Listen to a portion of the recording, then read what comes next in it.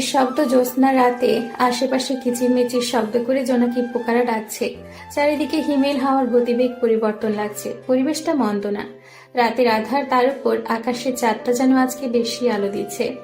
চাঁদের সেই লোভনীয় আলো সামনে থাকা পুকুরে পড়ছে, আর সেই আলোতে আশেপাশে উজ্জ্বল হয়ে উঠছে। চাঁদের গায়ে কলঙ্ক রেখা সত্ত্বেও তার সুস্নিগ্ধ জ্যোৎস্না দিয়ে সে মানুষকে মোহিত করে। তার আলোক সম্পাতে কোনো কলঙ্ক নেই। চন্দ্র সমস্ত বিশ্বে ছড়িয়ে দেয় তার নির্মল জ্যোৎস্না ধারা। বেশি আলো ছড়িয়ে দেওয়াতেই তার আনন্দ।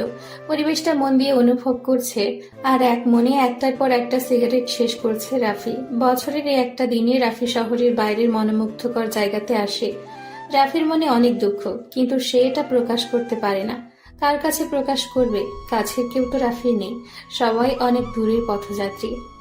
রাফি বছরের এই দিনে এখানে এসে নিজের সব কষ্টের অনুভূতি ত্যাগ করে অতীতের সেই ঘটনাগুলো যেন এখনো তার সামনে ভাসছে।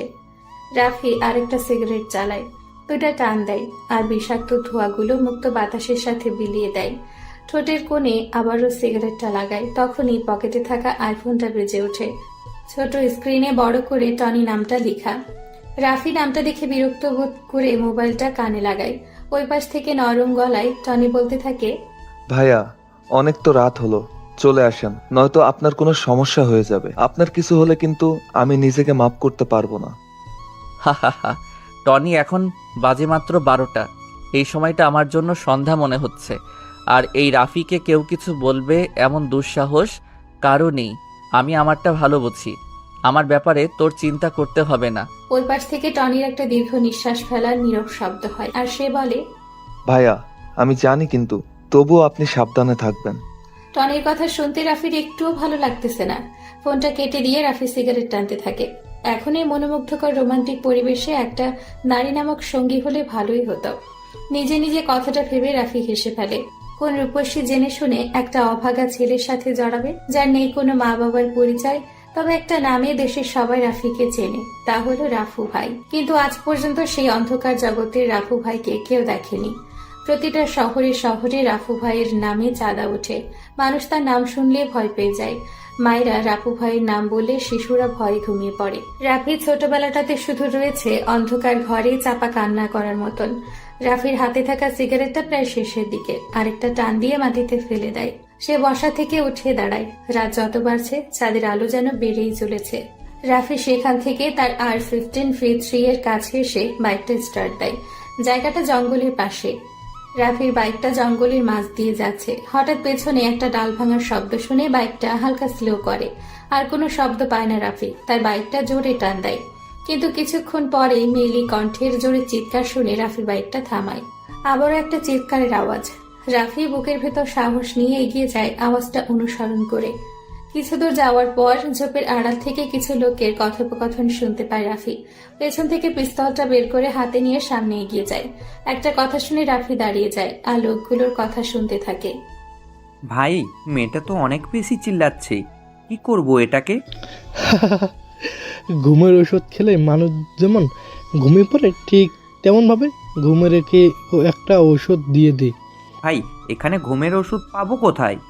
আরে বোকা, ঘুমের ওষুধ মানে পিস্তলের বুলেট। আগে আমাদের কাজ শেষ করি, তারপর একটা বুলেট খরচ করে মেয়েটাকে ফেলে চলে যাব। রাকিবের কথা শুনে নুসরাত নামের মেয়েটা ভয় পেয়ে যায়। সকালের দিকে বন্ধুদের সাথে ঘুরতে এসে নুসরাত রাস্তা হারিয়ে ফেলে, আর এই ছেলেগুলো তাকে কিডন্যাপ করে এখানে নিয়ে আসে। এতক্ষণ নুসরাত জ্ঞানহীন অবস্থায় ছিল। কিছুক্ষণ আগে যখন তার জ্ঞান ফিরে, তখন সে নিজেকে এমন খারাপ অবস্থায় দেখে জোরে চিৎকার দিয়ে ওঠে। নুসরাত ঢাকার সবচেয়ে ধনী বিজনেসম্যানের একমাত্র মেয়ে। নুসরাতের বাবা তাকে অনেক ভালোবাসে, তাই তিনি নুসরাতের সকল প্রকার আবদার পূরণ করার চেষ্টা করে। আজ বন্ধুদের সাথে ঘুরতে যাওয়ার জন্য বায়না করেছে, তাই তার বাবা নুসরাতকে অনুমতি দিয়ে দেয়। ঘুরতে এসে এমন বিপদে পড়বে বুঝতে পারেনি নুসরাত। এমন আধার রাতে আবারও অবিচ্ছিন্ন ভয়ঙ্কর জঙ্গলের মধ্যে চারটা ছেলে নুসরাতের দিকে লোভনীয় দৃষ্টিতে তাকিয়ে আছে।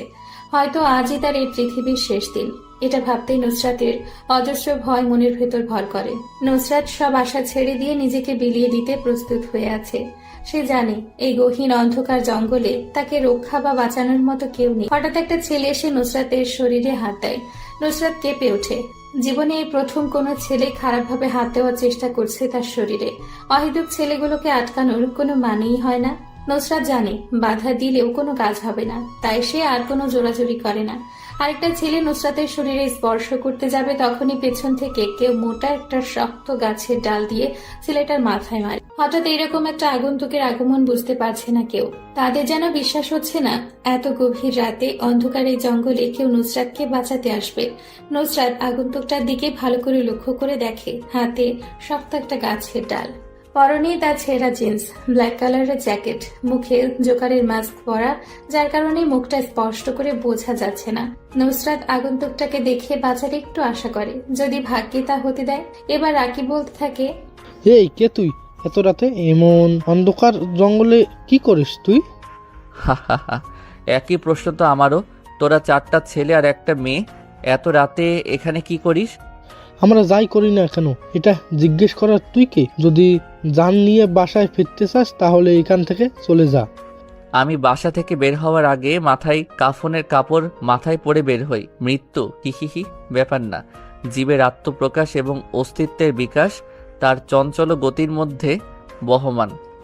মানব জীবন সংগ্রাম মুখর, জীবনের বাঁকে বাঁকে রয়েছে মরণগলি। এই জীবন থেকে পালানো মানেই জীবনের ব্যর্থতা ডেকে আনা। জন্ম মৃত্যু দুই মিলে জীবনের খেলা, কিন্তু মৃত্যুর বিভীষিকা নৈরাশ্যের গাঢ় তমসাকে জয় করে আলোকিত আনন্দক্ষেত্র রচনাই জীবনের ধর্ম। তুই তোর মরার সেকেন্ড গুনতে শুরু কর। এই তোরা যা, ছেলেটাকে শেষ করে দিয়ে আয়। শূন্য হাতে দুটা ছেলে আগন্তুকটার দিকে এগিয়ে আসে। আগন্তুকটা মুচকি হেসে পেছন থেকে M500টা বের করে পরপর 2টা গুলি চালায়। বুলেট 2টা যে ছেলেগুলোর কপালে লাগে। নিস্তব্ধ হয়ে মাটিতে লুটিয়ে পড়ে ছেলে 2টা কপাল থেকে গড়গড়িয়ে রক্ত পড়তে থাকে। আগন্তুকটা হালকা নিচু হয়ে বসে পিস্তলে কিছু অংশ রক্ত লাগিয়ে নাক দিয়ে শুকতে থাকে। রক্তটা যেন তার অনেক প্রিয়। আগন্তুকের এমন ডেভিল মার্কা রূপ দেখে ভয় পেয়ে যায় রাকিব। রাকিবের প্যান্টের পকেটে থাকা ছোট ছুরিটা বের করে সে হাতে নেয়। নুসরাত পাশে দাঁড়ানো ছিল, যার কারণে রাকিব বাম হাত দিয়ে তাকে কাছে টেনে গলায় ছুরিটা ধরে রাখে। রাকিব ভয়ে ঘেমে একাকার হয়ে গেছে। তার কাছে মনে হচ্ছে তার সামনে মৃত্যু দূত দাঁড়িয়ে আছে। নিজের জীবন বাঁচানোর জন্য নুসরাতকে রাকিব ব্যবহার করছে। যদি তার নিজের প্রাণটাই বেঁচে যায়। নুসরাত এখন একটুও ভয় পাচ্ছে না, কারণ আগন্তুকটাকে দেখে সে নিজের বিশ্বাস ফিরে পেয়েছে। রাকিব কাঁপা কাঁপা গলায় জোরে জোরে বলতে থাকে, দেখ তুই পিস্তলটা হাত থেকে নিচে ফেলে দে, নয়তো এই মেয়েটাকে আমি মেরে দিব। হা হা হা, মেরে দে মেয়েটাকে, তাতে আমার কি? মেয়েটা তো আমার কিছু হয় না, তাহলে কেন আমি তাকে বাঁচাবো? আমার মানুষের রক্তের গন্ধ অনেক বেশি পছন্দ। মানুষ খুন করাটা আমার পেশা, আর রক্তের গন্ধটা আমার নেশা। তুই মেয়েটাকে না মারলেও আমি আমার পিস্তল দিয়ে তোদের 2টাকে মেরে দিব। রাকিব জোরে জোরে চিৎকার দিয়ে বলে, এই তুই পাগল হয়ে গেছিস? তোর সামনে একটা মেয়ে বিপদে মুখে দাঁড়িয়ে আছে আর তুই তাকে বাঁচাবি না? কেমন মানুষ তুই? আমি এখনই ছুরিটা চালিয়ে দেব কিন্তু। তোকে প্রথমেই বলছি, মেয়েটাকে আমি চিনি না, তাহলে কেন আমি তাকে সাহায্য করব? তুই ছুরিটা চালিয়ে দে। রাকিব ছুরিটা নুসরাতের গলায় যত কাছে নিচ্ছে তত তার ঘামের পরিমাণ বেড়ে যাচ্ছে। হিমেল বাতাসে পরিবেশটা ঠান্ডা হয়ে আছে, কিন্তু রাকিবকে যেন কেউ অন্ধকার রুমে আটকিয়ে দিয়ে চলে গেছে। তাকে দেখে এটাই মনে হচ্ছে। ছুরি ধারালো অংশটা নুসরাতের গলায় স্পর্শ করছে। ছুরিটা বেশি ধারালো, যার কারণে হালকা স্পর্শ করতেই নরম চামড়া থেকে রক্ত বের হওয়া শুরু হয়েছে। রাকিবের চোখের ফোকাসটা আগন্তুকটার ওপর, হাতটা যেন কন্ট্রোল হারিয়ে ফেলছে। এবার বেশি দ্রুত গতিতে রাকিব ছুরিটা নুসরাতের গলায় চালাবে, তখনই একটা বিদঘুটে শব্দ হয়। শব্দটা আগন্তুকের পিস্তল থেকে 2টা গুলি বের হওয়ার শব্দ। অতি দ্রুত গতিতে আগন্তুক গুলিটা চালায়। বুলেট বের হওয়ার শব্দে আশেপাশের গাছে বসে থাকা পাখিগুলো উঠে যায় আকাশ পানে। 2টা বুলেটে যে রাকিবের কপালে লাগে। পেছন দিকে চিত হয়ে পড়ে যায় রাকিব। চোখ জোড়া এখনো খোলা। সে সোজা হয়ে বসতে চাইল, কিন্তু তার পারল না। প্রবল ভয় আর অস্থিরতা গ্রাস করেছে রাকিবের ভেতর। তার শ্বাস ভারী হয়ে আসছে। মুখটা হাঁ করে কি যেন বলতে চাইল সে, আওয়াজ থেমে গেছে।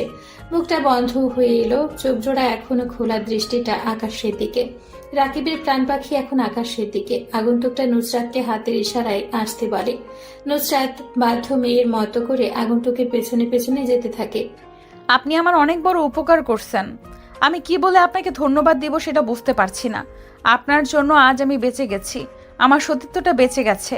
আমি আপনার প্রতি চিরকৃতজ্ঞতা স্বীকার করছি। হঠাৎ পেছন থেকে নুসরাতের এমন কথা শুনে আগন্তুকটা পেছনে তাকিয়ে শব্দ করে হেসে বলে, হা হা হা। কর্তব্য পালনের মধ্যেই মানব জীবনের গুরুত্বপূর্ণ পরিচয় প্রকাশ পায়। জীবনের সকল কর্মকাণ্ডের মধ্যে কর্তব্যকে অগ্রাধিকার দিতে হয়। বিশ্বজগতের কিছু দায়িত্ব সম্পাদনের জন্যেই মানুষকে সৃষ্টি করা হয়েছে। মানুষ যতদিন পৃথিবীতে অবস্থান করবে ততদিন তাকে কর্তব্য পালন করতে হবে। কর্তব্যের কাছে ভাই বন্ধু কেহই নাই।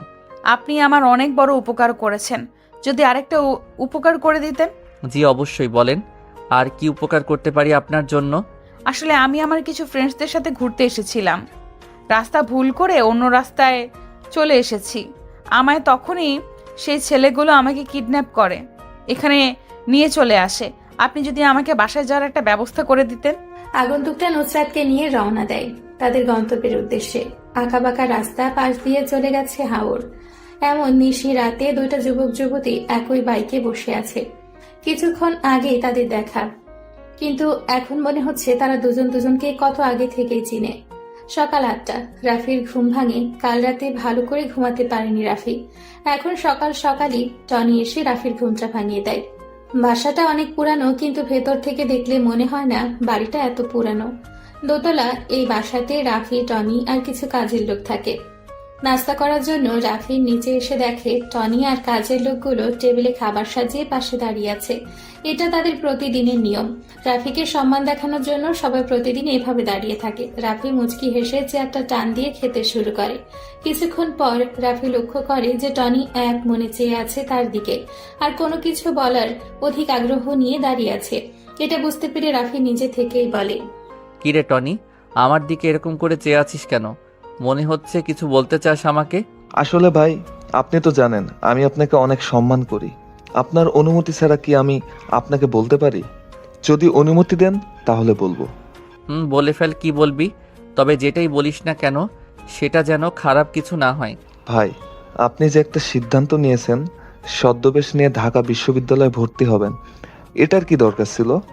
আপনি অযথা কষ্ট করবেন কেন? আমি না হয় ছদ্মবেশ ধরে নিয়ে ভার্সিটিতে ভর্তি হই। রাফি, কোনো কাজ করার সিদ্ধান্ত নিলে তা আগে থেকে সাজানো হয়ে থাকে। আমি চাই না আমার আসল পরিচয় কেউ জানুক, তাই ছদ্মবেশ নিয়ে আজই ভার্সিটিতে যাব। আমার সব কিছুর ব্যবস্থা কর। রাফির খাওয়া প্রায় শেষ। টেবিল থেকে উঠে দাঁড়ায় সে। সামনে সোফার উপরে থাকা সিগারেটের প্যাকেট আর লাইটার নিয়ে উপরে উঠতে উঠতে সিগারেট জ্বালায়। সিগারেটটা নিয়ে তার রুমের বেলকুনিতে এসে দাঁড়ায়। এখান থেকে শহরটা প্রায় বেশ ভালোই বোঝা যায়। সিগারেটের বিষাক্ত ধোঁয়াগুলো মুক্ত বাতাসের সাথে মিলিয়ে দেয় আকাশ পানে। আজ যেন রোদ্রের তাপটা একটু বেশি। ভোর থেকে সূর্যটা একটু বেশি যেতে আছে। সেই রোদ্দুরে ঝকমক কিরণের অসহ্যকর তাপে রাফির শরীর ঘেমে একাকার হয়ে গেছে। সেই ঘর্মাক্ত শরীর নিয়ে ঢাকা বিশ্ববিদ্যালয় ক্যাম্পাসে প্রবেশ করে রাফি। গুটি গুটি পায়ে গেট দিয়ে প্রবেশ করে ভার্সিটির নতুন একটা ছেলে, যার নাম রাফি। পরনে তার সাদা কালারের ফুল হাতার একটা শার্ট, বুকের বোতামটা লাগানো, চকলেট কালারের ঢিলে ঢালা একটা প্যান্ট, পায়ে একজোড়া কম দামি চটি, চোখে মোটা ফ্রেমের স্টুডেন্ট চশমা, মাথা ভর্তি লম্বা লম্বা কালো চুল, কাঁচ দিয়ে কাটিং করে সিঁথি করা, মুখটা শ্যামলা বর্ণের উজ্জ্বল। চশমা পরার কারণে রাফিকে কেমন যেন বোকা বোকা লাগছে। কম বেশি অনেক স্টুডেন্ট নতুন এই ছেলেটার দিকে তাকিয়ে আছে, বোঝার চেষ্টা করছে কে এই ছেলে। বছরের মধ্যের দিকে এসেছে ভার্সিটিতে, আর আগে কখনো এমন বোকা ছেলে ক্যাম্পাসে আবির্ভাব হয়নি। সবার কাছে রাফিকে হাস্যকর হাস্যকর মনে হচ্ছে। রাফি আশেপাশে তাকায়। ভার্সিটির বিশাল মাঠটা জুড়ে রয়েছে সবুজ রঙের সমাবেশ। মাঠের কোথাও কোথাও বসে আছে কিছু যুবক যুবতী, যারা নিজেদের প্রেমালাপ নিয়ে ব্যস্ত, আর কিছু স্টুডেন্ট তাদের অহেতুক কথোপকথন নিয়ে ব্যস্ত। এই শহরে সবারই ব্যস্ততা বিরাজমান। কেউ ক্ষুধার তাড়নায় কাজের সন্ধানে ঘুরে বেড়ায় ব্যস্ত শহরে। এক মুঠো ভাতের আশায় অপেক্ষার প্রহর গুনতে হয় তাদের। কিন্তু এই শহর কি দেয় তাদের? শূন্য হাতে ফিরিয়ে দেয় তাদের। যাদের বড়ি বড়ি টাকা আছে, ক্ষমতা আছে, সবাই তার পেছনেই পড়ে আছে। রাফি আরেকটু সামনে এগিয়ে যায়। কিছু ছেলে বাইকের ওপর আরাম করে বসে বসে সিগারেট ফুঁকছে, আর সামনে দিয়ে যেই মেয়েগুলো যাচ্ছে তাদের মুখের ওপর ভেতর থেকে ছাড়া সেই বিষাক্ত ধোঁয়াগুলো নিক্ষেপ করছে। রাফি তাদেরকে পাশ কাটিয়ে চলে যাবে, তখনই বাইকের ওপর বসা আরাফ নামের ছেলেটা রাফিকে ডাক দেয়। রাফি পেছনে ফিরে দাঁতগুলো বের করে বোকার মতো একটি হাসি দিয়ে ছেলেগুলোর সামনে যেয়ে দাঁড়ায়। ছেলেগুলো রাফির দিকে মজার দৃষ্টিতে তাকিয়ে বলে, কে রে, নাম কি তোর? জি, রাফু না রাফি আমার নাম। রাফি নামটা ঠিক আছে, কিন্তু রাফু উচ্চারণ করিস কেন? রাফু ভাইকে চিনিস তুই? না না, আমি কোনো রাফু ভাইকে চিনি না। তুই এমন করে আটকে আটকে কথা বলছিস কেন? মনে হয় রাফু ভাইয়ের নাম শুনে ভয় পেয়ে গেছিস। এই শহরে এমন কেউ নেই যে রাফু ভাইকে না চিনে। ছোট থেকে বড় সবার জন্য রাফু নামটা আতঙ্কের প্রতীক। ভাই, আমি সত্যি কখনো রাফু নামের কাউকে চিনি না। যদি আপনি দয়া করে আমাকে রাফু ভাইয়ের একটা ছবি দেখাইতেন তাহলে ভালো করে চিনতে পারতাম। এই দেখ সবাই কি বলে, এই ছেলে সে নাকি রাফু ভাইকে দেখবে। শালা, রাফু ভাইকে চিনবে, ছবি দেখার পারে না, তার নামটাই যথেষ্ট। আর তুই বলছিস রাফু ভাইকে দেখবি? ভাই, আপনিও কি রাফু ভাইকে দেখেন নাই? মাদারের বাচ্চা, কতক্ষণ ধরে বলবো? রাফু ভাইকে কেউ কখনো নিজ চোখে দেখেনি। উনি এমন একজন লোক যার সামনে 100 জন মানুষ মারা কোনো ব্যাপার না। তার কথায় এমপি মন্ত্রী সবাই উঠে বসে। আচ্ছা, রাফু ভাই যদি আপনার সামনে আসে তখন আপনি কি তাকে চিনতে পারবেন? এমন বোকা বোকা প্রশ্ন করিস কেন? রাফু ভাই আমার সামনে অহেতুক আসবে কেন? আর আসলেও আমি চিনতে পারবো তার ভয়ঙ্কর আগমন। পরনে থাকে কালো রকস্টারের ড্রেস, মুখে ভূতের মাস্ক, মধ্য দিয়ে কাটা যেটা দিয়ে ভাই সিগারেট টানে। আরাফের কথা শুনে রাফি মুচকি হেসে বলে, ভাই, বর্ণনা শুনে মনে হলো উনি ভয়ঙ্কর একটা মানুষ। আর আমার মনে হয় রাফু ভাইয়ের সাথে আপনার দেখা হয়ে গেছে, সেটাও আবার অনেক কাছ থেকে, কিন্তু আপনার অজান্তেই হয়ে গেছে। তুই যে বড় একটা বোকা সেটার প্রমাণ দিয়ে দিলি। রাফু ভাই আমার সামনে আসছে আর আমি নিজেই জানি না, তুই সেটা ভালো জানিস। এই রিফাত, একটা সিগারেট জ্বালিয়ে রাফির কাছে দে। ভাই, আমি তো সিগারেট খাই না, আমার কাছে সিগারেটের ধোঁয়াগুলো সহ্য হয় না। রাফির এমন কথা শুনে উপস্থিত সবাই জোরে জোরে হাসতে থাকে, যার কারণে আশেপাশের অনেক স্টুডেন্টের ফোকাস রাফিদের দিকে। রিফাত পকেট থেকে একটা সিগারেটের প্যাকেট আর একটা লাইটারটা বের করে সিগারেট নিয়ে আগুন জ্বালায়। ডান হাত দিয়ে সাবধানে সিগারেটটা রাফির ঠোঁটের কাছে নিয়ে আসে। এটা দেখে রাফি পেছোতে থাকে। সিয়াম নামের ছেলেটা পেছন থেকে রাফিকে আটকে দেয়। রিফাত জোর করে রাফির ঠোঁটে সিগারেটটা লাগিয়ে দেয়। অসাবধানতার কারণে জ্বলন্ত সিগারেটটা রাফির গোলাপি নরম ঠোঁটে লেগে হালকা পুড়ে যায়। সিগারেটের বিষাক্ত ধোঁয়াগুলো রাফির মুখের ভেতরে যাওয়ার জন্য সে জোরে জোরে কাশতে থাকে। আশেপাশে কেউ আরাফদের বাধা দিতে আসছে না, সবাই দূরে দাঁড়িয়ে মজা নিচ্ছে। রাফি নিজে কল্পনা করতে পারছে না যে আজকে ভার্সিটির প্রথম দিনই তাকে এমন হেনস্থা হতে হবে। রাফি মাথাটা নিচু করে দাঁড়িয়ে আছে। তুই দেখি অনেকটা বোকা, ভার্সিটিতে পড়িস এখনো সিগারেট টানতে পারিস না, তবে ভার্সিটিতে নতুন দেখছি, কোন ইয়ারে পড়িস? রাফি মাথাটা নিচু করে আস্তে আস্তে জবাব দেয়, ভাইয়া, আমি 2য় বর্ষে ভর্তি হয়েছি। তুই তো তাহলে আমাদের সবার জুনিয়র। এখন থেকে প্রতিদিন আমাদের সাথে দেখা হলে সালাম দিবি। আর তুই হয়তো আমার পরিচয় ভালো করে জানিস না, কিছুদিন নিয়মিত ভার্সিটিতে থাক, তাহলে এমনিতেই বুঝে যাবি আমি কে। রাফি মাথাটা নাড়ায়, যার মানে সে তাদের সম্মান করবে। পৃথিবীটা বড়ই নিষ্ঠুর, যেখানে ভালো মানুষের আনাগোনা বেশি সেখানে খারাপ লোক কিছু থাকবে। জীবনটাকে প্রায়ই খুব একঘেয়ে লাগে। কখনো কি এমনটা মনে হয়েছে যে আপনি নিজেই নষ্ট করেছেন নিজের জীবনটা? কিংবা মাঝে মাঝে বিষণ্ণতায় নিজের জীবনের প্রতি বিরক্তি চলে আসে? এমন পরিস্থিতি প্রায় প্রতিটি মানুষের জীবনেই আসে। মাঝে মাঝে সবকিছুকে খুব অর্থহীন মনে হয়। নিজের জীবনটাকে বদলে দিয়ে নতুন ভাবে জীবনের অর্থ খুঁজে নিতে নিজেকে কিছু প্রশ্ন। কি অবাক বিষয়! অবাক হলেও সত্যি যে নিজেকে কিছু বিশেষ প্রশ্ন করে নিজে মনে মনে উত্তর পাওয়া যায়। নিজের মনের কাছে এই প্রশ্নগুলো করলে সত্যিই জীবনটা বদলে যাবে এবং জীবনটাকে অনেক বেশি অর্থবহ মনে হবে। রাফি তার নিজের জীবন থেকে অনেক কিছু শিখেছে। আজ এটা তার নতুন একটা অনুভূতি সৃষ্টি। শশীদরা শশীদের হাতেই সবচেয়ে বেশি নির্যাতিত হয়। যে কখনো সম্মান পায়নি সে জানে না অন্যকে কিভাবে সম্মান করতে হয়। রাফি নিজের পরিচয় গোপন রেখে আস্থা বুঝতে পারছে। রাফি নিজের শত্রুকে খুব কাছ থেকে জানে। সে এটা সব সময় চিন্তা করে শত্রুকে ক্ষমা করে দাও, কারণ তুমি বড় মনের মানুষ, তাই নয় কারণ শত্রুদের নিয়ে ভাববে। তুমি এতটা পিছিয়ে পড়া মানুষই তো নও। রাফি ক্লাসের দিকে রওনা দেয়। 2য় বর্ষের ইকোনমিক্স ডিপার্টমেন্টটা বেশ সুন্দর আর বড়। এখনো ক্লাসে কোনো শিক্ষক প্রবেশ করেনি। রাফি ক্লাসে প্রবেশ করে। সবাই অবাক দৃষ্টিতে তার দিকে তাকিয়ে আছে। এতক্ষণে সবাই বুঝে গেছে রাফি নামের এই বোকা ছেলেটা এই ক্লাসেরই স্টুডেন্ট। রাফি বুঝতে পারছে না কোথায় যেয়ে বসবে, কারণ কম বেশি সবাই ধনী পরিবারের সন্তান। রাফি যে একটা ছেলের পাশে বসে। গা ঘেঁষে বসবে না। পাশে বসা ছেলেটি চিৎকার করে উঠল। রাফি চমকে উঠে তাকালো তার দিকে। অবাক হয়ে ছেলেটার দিকে তাকিয়ে থাকে রাফি। কেন সে গা ঘেঁষে বসতে পারবে না? ছেলেটি রাফির তাকিয়ে থাকা দেখে বলতে থাকে, এই ছেলে, রাফিনা কি যেন নাম তোমার? তুমি আমার পাশে এসে বসছো কেন? পিছনে তো আরো সিট আছে, ওইগুলোতে যেয়ে বসো। ভাইয়া আমি আপনার পাশে বসলে কি সমস্যা হয়? আর সামনের সিট থাকতে আমি পিছনে যেয়ে বসবো কেন? তুমি দেখছি অনেক বোকা, কিছু বোঝো না। আর তোমাকে দেখে বোকা বোকাই মনে হয়। তুমি আমার পাশে বসলে আমাকেও বোকা বোকা লাগবে। তোমার সাথে আমার কি যাই দেখো একবার। ভাইয়া আমি তো নতুন, আপনার পাশেই বসি। বুঝতে পারো, একটা শর্ত, তুমি আরো দূরে যেয়ে বসো, আমার আশেপাশে যেন তোমাকে না দেখি। রাফি মাথা নাড়ায়। সে বসে বসে চিন্তা করছে পৃথিবীতে সব থেকে নির্লজ্জ হলো মানুষের মন। কিছু কিছু মুহূর্তে মানুষ খুব একা হয়ে যায়। যার মনের অবস্থা বোঝার ক্ষমতা কারো থাকে না। জীবন তো বহমান নদী, থেমে থাকে না। অনেক কিছু আশা থাকলেও পাওয়া যায় না। আশাগুলো পড়ে থাকে শুধুই স্মৃতি হয়ে। জীবনের অনেক কিছুই যায় হারিয়ে। রাফি তার অতীত নিয়ে বেশ গম্ভীরভাবে চিন্তা করে। জীবন আসে, জীবন ভাসে অজানা স্রোতে, তবুও জীবন এগিয়ে চলে আশা লক্ষ্য পথে। রাফি তার অতীতকে নিয়ে ভাবে, কিন্তু ভবিষ্যৎকে ঠিকই সুন্দর করার চিন্তা করে। জীবনের কোনো একটা সময় মানুষ নিজেকে খুব অসহায় ভাবে, যেটা রাফি পেছনের দিনগুলোতে ফেস করেনি। এখন তার সামনে সেই ভয়ঙ্কর অতীত ভেসে ওঠে। রাফি এগুলো চিন্তা করছিল, তখনই ক্লাসের দরজায় কড়া নাড়ে সাইফুল স্যার। খুবই সাহিত্য প্রেমিক তিনি, পড়ান কম কিন্তু সাহিত্য গল্প বলেন বেশি। স্যারের পরনে একটা ফুল হাত আর সাদা কালারের শার্ট, কালো প্যান্ট, চোখে পাওয়ারের চশমা, ক্লিন শেভ করা মুখ, কিন্তু নাকের নিচে বড় বড় হেস কাটা গোপের জন্য তাকে বেশ মানিয়েছে। সাইফুল স্যার চেয়ার টেনে বসে পড়ে।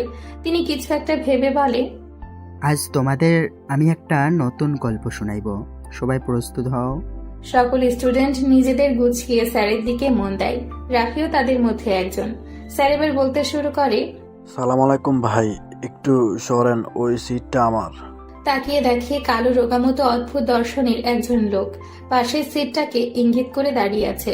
তাড়াতাড়ি সালামের জবাব দিয়ে সরে তাকে ভেতরে ঢোকার জন্য জায়গা করে দিল। ঢোকার সময় লোকটার গায়ে হাত লাগার পর তার শরীরটা কেমন যেন ঠান্ডা ঠান্ডা লাগলো। একটু ভয় পেয়ে গেল। লোকটা মনে হয় ব্যাপারটা বুঝতে পারলো এবং রহস্যময় মুচকি একটা হাসি দিল। কিছুক্ষণ লোকটার দিকে তাকিয়ে অন্য পাশে ফিরে বসলো। বাসটা ছেড়ে দিল। অনেকদিন পর নানার বাড়িতে যাচ্ছে। বিভিন্ন সমস্যার কারণে মাঝখানে কয়েক বছর যাওয়া হয়নি। এবার একটা বড় ধরনের ছুটি পাওয়ার ফলে রওনা দিল। বাড়িতে নানা নানি আর দূর সম্পর্কের দুইজন মামাতো ভাই ছাড়া কেউ থাকে না। আগে অনেক লোকজন থাকতো, আমরাও বিভিন্ন সময় সেখানে চলে যেতাম। সেই সব স্মৃতি মাঝে মাঝে উকি দিয়ে যায়। কত মজাই না হতো। তাই নাকি, নানার বাড়ি যাচ্ছেন? হঠাৎ লোকটা প্রশ্ন করে বসলো। কিছুটা অবাক হয়ে জবাব দিল, জি, আপনি কি করে বুঝলেন? না, আপনাকে ওই বাড়িতে দুই একবার দেখছি বলে মনে হচ্ছে। আপনার নানার নাম করিম উদ্দিন ভুইয়া না? জি, আপনি আমার নানাকে চেনেন? আগে প্রায় সময় ওই বাড়িতে যেতাম, এখন আর যাওয়া হয় না। ভাবলাম বাড়িতে তখন অনেক লোকই আসতো, সবাইকে তো আর চেনা সম্ভব না, ওদের মধ্যে কেউ একজন হবে আর কি। এমন সময় বিভিন্ন দিক থেকে হর্নের শব্দ কানে আসতে শুরু করলো। তাকিয়ে দেখে সামনে বিশাল জ্যাম লেগে গিয়েছে। আজকে মনে হয় বাড়ি যেতে অনেক রাত হয়ে যাবে। আপনার নাম কি? আমার নাম সগির, আপনার নানাদের পাশে গ্রামে থাকতাম। থাকতাম মানে এখন আর থাকেন না? না। বলে লোকটা একটা দীর্ঘশ্বাস ফেলল। তারপর হুট করে একটা কথা জিজ্ঞেস করে বসলো, আপনি কি জিন ভূতের বিশ্বাস করেন? হঠাৎ এই ধরনের প্রশ্ন করায় একটু অবাক হলাম। না, কিন্তু হঠাৎ এইগুলা জিজ্ঞেস করতেছেন কেন? ও, আপনি মনে হয় আপনার নানার বাড়ির সামনে বাস যাটার কথা শুনেন নাই? না, ওই বাস ছাড়ে আবার কি হইল? কিছুটা অবাক হলাম। আছে, ওইটা সম্পর্কে বিরাট এক কাহিনী আছে। ওই কাহিনী শুনলে জিন ভূতের বিশ্বাস করা শুরু করবেন। প্রত্যেক গ্রামেই এ ধরনের কিছু কাহিনী প্রচলিত থাকে, এগুলা বিশ্বাস করার কোনো মানেই হয় না। আপনার যদি সমস্যা না থাকে তাহলে বলতে পারেন। আচ্ছা বলি তাহলে, ওই কাহিনী এটা ঘটেছিল আমার নিজের জীবনেও। এরপর লোকটা তার কাহিনী বলা শুরু করলো। আমাদের গ্রামের এক বাড়িতে 16 বছর বয়সে একজন যুবতী মেয়ে থাকতো। বাড়িতে তার সাথে তার বাবা মা আর ছোট একটা ভাই থাকতো। মেয়েটি দেখতে বেশ সুন্দরী ছিল, যার ফলে প্রায় সময় গ্রামের বখাটে ছেলেরা তাকে বিরক্ত করত। একবার অন্য গ্রাম থেকে আসা এক ছেলে তাকে প্রেমের প্রস্তাব করে, কিন্তু মেয়েটা তার প্রস্তাব ফিরিয়ে দেয়, যার ফলে ছেলেটা তাকে স্কুল যাওয়ার পথে এবং বিভিন্ন সময় দেখা হলে বিরক্ত করত। একবার ওই ছেলেটা দলবল নিয়ে গ্রামে এসে মেয়েটাকে রাস্তা থেকে ধরে ওই বাসধারে নিয়ে যায়। সেখানে তারা মেয়েটাকে ধর্ষণ করে। এরপর তারা মেয়েটাকে মেরে ফেলে এবং সেখানেই ফেলে রেখে চলে যায়। পরদিন ওই জায়গা থেকে মেয়েটার লাশ উদ্ধার করা হয় এবং ইমাম সাহেবের ফতোয়া অনুযায়ী জানাজা ছাড়াই কবর দেওয়া হয়। এর আগে পুলিশের লোকজন এসে দেখে যায়, কিন্তু তারা কিছুই করতে পারে না। এই ঘটনার পর মেয়েটার পরিবার ওদের ঘর বাড়ি ফেলে অন্য কোথাও চলে যায়। একবারও না থেমে বলে যেতে থাকে। তখন থেকেই গ্রামের লোকজন বলা বলি করতে থাকে ওই বাসছাড়ে নাকি প্রায় সময় একটা মেয়েকে একা বসে কাঁদতে দেখা যায় এবং যুবক ছেলে দেখলে ধরে নিয়ে যায়। তাই লোকজন রাতের বেলা ওই রাস্তাটা খুব একটা বেশি দরকার না হলে ব্যবহার করতো না। আমার বয়স তখন খুব একটা বেশি ছিল না, তাই সবাই আমাকে ওই জায়গা দিয়ে চলতে নিষেধ করত। কিন্তু আমি এসব বিষয়কে খুব একটা পাত্তা দিতাম না, এগুলোকে গুজব বলে মনে করতাম। কথাগুলো বলে থামে সাইফুল স্যার। ওনাকে দেখে মনে হচ্ছে বেশ হাঁপিয়ে উঠেছে। বয়স বেড়েছে, এখন বেশি কথা বললে নিজের কাছেও কেমন যেন বিরক্তি বিরক্তি লাগে। সবার দিকে চেয়ে দেখে সব স্টুডেন্ট ওনার দিকে আগ্রহের দৃষ্টিতে তাকিয়ে আছে। স্যার মুচকি হেসে বলে, গল্পটা এখনো শেষ হয়নি। আজ আমি হাঁপিয়ে উঠেছি, কালকে পরেরটুকু বলবো। কথাটা বলে তিনি আর থামেন না, বেরিয়ে যায় নিজের গন্তব্যে। সকাল থেকে ছিল সূর্যের প্রচন্ড তেজ। দুপুরবেলা মাটিতে পা ফেলা যাচ্ছিল না। বাইরে তাকালে যেন চোখ ঝলসে যেতে চাইছিল। বিকেলের দিকে আকাশে হালকা হালকা কালো মেঘ জমতে শুরু করলো। সবাই বলা বলি করতে লাগলো এবার বৃষ্টি নামবে, কিন্তু বৃষ্টির জন্য প্রতীক্ষার অবসান আর হয় না। আবার আকাশ থেকে সরেও যায় না মেঘ। কি হবে? বৃষ্টি কি হবে? রাত বাজে 10টা। বাইরে ঝিরিঝিরি করে বৃষ্টি পড়ছে।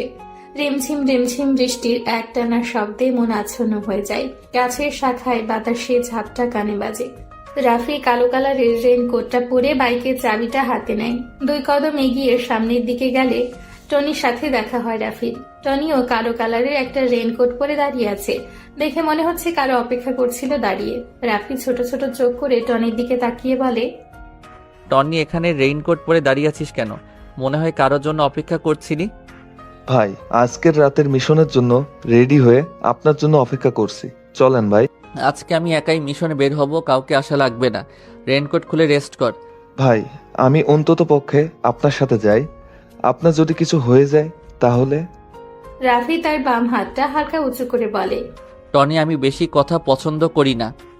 আমি জানি আমার কিছু হবে না, তবে শিয়ালের মতো 1000 বছর না বেঁচে সিংহের মতো একদিন বাঁচা ভালো। রাফি কথাটা বলে সামনের দিকে এগিয়ে যায়। টনিকে কোনো প্রকার কথা বলার সুযোগ না দিয়ে ব্ল্যাক কালারের বাইকে যেয়ে বসে রাফি। গন্তব্য এখনো শহরের কিছু উচ্ছৃঙ্খলা সৃষ্টিকারী লোকের উদ্দেশ্যে। ওসমান, শরীফ, রাপ্পি, ঢাকার টপ মাফিয়া, সালমানের অতি কাছের লোক। যত ধরনের মামলা আছে সবগুলো ওদের নামে করা, কিন্তু সালমানের ক্ষমতার কারণে কেউ কিছু বলতে পারে না। প্রতিদিন ওরা 3 জন মদ জুয়া খেলার জন্য পাশেই বড় একটা ক্যাসিনোতে যায়। আজকে মনে হয় বেশি মদ খেয়ে ফেলেছে, তাই হেলে দুলে হাঁটতে হাঁটতে বাসার উদ্দেশ্যে রওনা দেয়। হালকা হালকা ঝিরে ঝিরে বৃষ্টি পড়ছে, তাই ওরা 3 জন একটু জোরে গতিতে পা চালায়। হঠাৎ তারা দেখতে পায় রাস্তার মাঝে বাইকের ওপর আরাম করে বসে সিগারেট ফুঁকছে কোনো এক অচেনা অজানা আগন্তুক। 3 জনের মধ্যে সবচেয়ে বেশি ঝামেলা পছন্দ করে উসমান। উসমান একটু এগিয়ে যায় আগন্তুকের দিকে। উসমানের শরীরটা কাক ভেজা, মুখে কালো কালারের স্টাইল করা দাড়ি থেকে টুপটুপ করে পানি ঝরছে।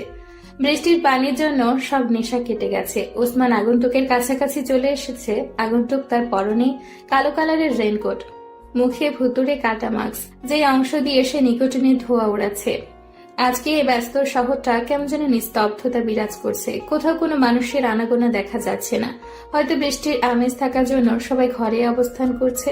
দূর থেকে ল্যাম্পপোস্টের ঘোলাটে আলো দিচ্ছে। পিচঢালা রাস্তাটা আজ বৃষ্টির পানিতে বিদঘুটে কালো আকৃতি ধারণ করেছে। আগন্তুকের হাতে থাকা সিগারেটটা শেষ হয়ে গিয়েছে। সিগারেটের না পোড়া অংশটুকু ভেজা রাস্তার উপর ফেলে দেয়। রেনকোটের পকেট থেকে আরেকটা সিগারেট আর লাইটার বের করে। সিগারেটে আগুন ধরাবে তখনই ওসমান তার ডান হাত দিয়ে আগন্তুকের হাত থেকে সিগারেট আর লাইটারটা কেড়ে নেয়। আগন্তুকটা কিছু বলে না, শব্দ করে একটা হাসি দেয়। এমন হাসি শব্দ শুনে পেছন থেকে শরীফ আর রাপ্পি ওসমানের থেকে কিছু দূরত্বে অবস্থান করে। ওসমান বেশ গম্ভীর গলায় আগন্তুককে উদ্দেশ্য করে বলে, এই বৃষ্টি অন্ধকার রাতে তুই রাস্তার মাঝে বাইক থামিয়ে বসে বসে সিগারেট ফুঁকছিস কেন? আগন্তুক কিছু বলে না, আবার একটা বেদঘুটে হাসি দেয়।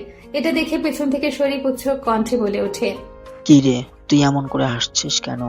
কে তুই? আর এখানে স্থির হয়ে বসে আছিস কেন? আগন্তুকটা এবার মুখ খুলল। আমি কে সেটা আমি নিজেও জানি না, তবে নিজের পরিচয় নিজে দিতে কেমন যেন লাগে, তাই নিজের নাম আর পরিচয়টা ছড়িয়ে দিয়েছি মানুষের মাঝে। আমি এখানে বসে আছি কয়েকটা মেহমানের অপেক্ষায়। এত রাতে কোন মেহমানরা আসবে যার জন্য তুই রাস্তার মাঝে পথ আটকে এভাবে বসে থাকবি? হা হা হা, আমার মেহমান তো চলে এসেছে, কিন্তু কিভাবে তাদের আপ্যায়ন করব তা বুঝতে পারছি না। সবাই আশেপাশে পেছনে সামনে তাকায়, কিন্তু কাউকেই দেখতে পায় না। ওসমান রেগে বলে, কোথায় তোর মেহমান? আমরা দেখছি না কেন? মজা করছিস আমাদের সাথে? জানিস আমরা কে? মেহমান নিজেই যদি বলে মেহমান কোথায়, তাহলে এতে আমার কি করার আছে? আর আমি তোদের সাথে মজা করতে যাব কেন? তোরা কি আমার বন্ধু লাগিস? ভাই, তোরা কার লোক সেটা না বললে আমি জানবো কি করে? আমরা সালমান ভাই এর কাছের লোক। উসমানের কথা শুনে আগন্তুকটা জোরে জোরে হাসতে থাকে, যেন মনে হচ্ছে উসমান কোনো বড় ধরনের হাসির কথা বলেছে। সবার ভেতরে একটা রাগ সৃষ্টি হয়েছে আগন্তুকের প্রতি। যেখানে সবাই সালমান ভাইয়ের কথা শুনলে খারাপ অবস্থা হয়ে যায়, সেখানে অচেনা একটা আগন্তুক সালমান ভাইয়ের কথা শুনে মজা নিচ্ছে। আগন্তুকের হাসি যেন উসমানের সহ্য হয় না, তাই সে রেগে বলে, এই তুই এভাবে হাসছিস কেন? আমি কি কোনো মজার কথা বলছি? হা হা হা, তুই কোনো মজার কথা বলিসনি, তবে গুরুত্বপূর্ণ কথার সময় হাসি আমার একটু বেশি পায়। সবার সাথে গুরুত্বপূর্ণ কথা বলার সময় হাসতে নেই। হয়তো সেই লোকটা তোর মতো সাইকো না। হা হা হা, সাইকো শব্দটা ছোট, কিন্তু একটা মানুষ এই শব্দের জন্য অনেক কিছু থেকে পিছিয়ে যায়। আমি নিজেও জানি না যে আমি একটা সাইকো, তবে মাস্তানির ব্যাপারে আমি খুবই সতর্ক থাকি। দেখ, অনেক রাত হয়েছে, আমি বুঝতে পারছি তোর কোনো মেহমান আসবে না। তুই আজকে মনে হয় বেশি খেয়ে ফেলেছিস, তাই আবোল তাবোল বকছিস। বাসায় যা, এমনিতেই ঠিক হয়ে যাবে। বস, আমি মদ খেলেও নেশা আমায় ধরতে পারে না। আমার ভিতর পুরোপুরি নেশা দিয়ে ডুবে আছে।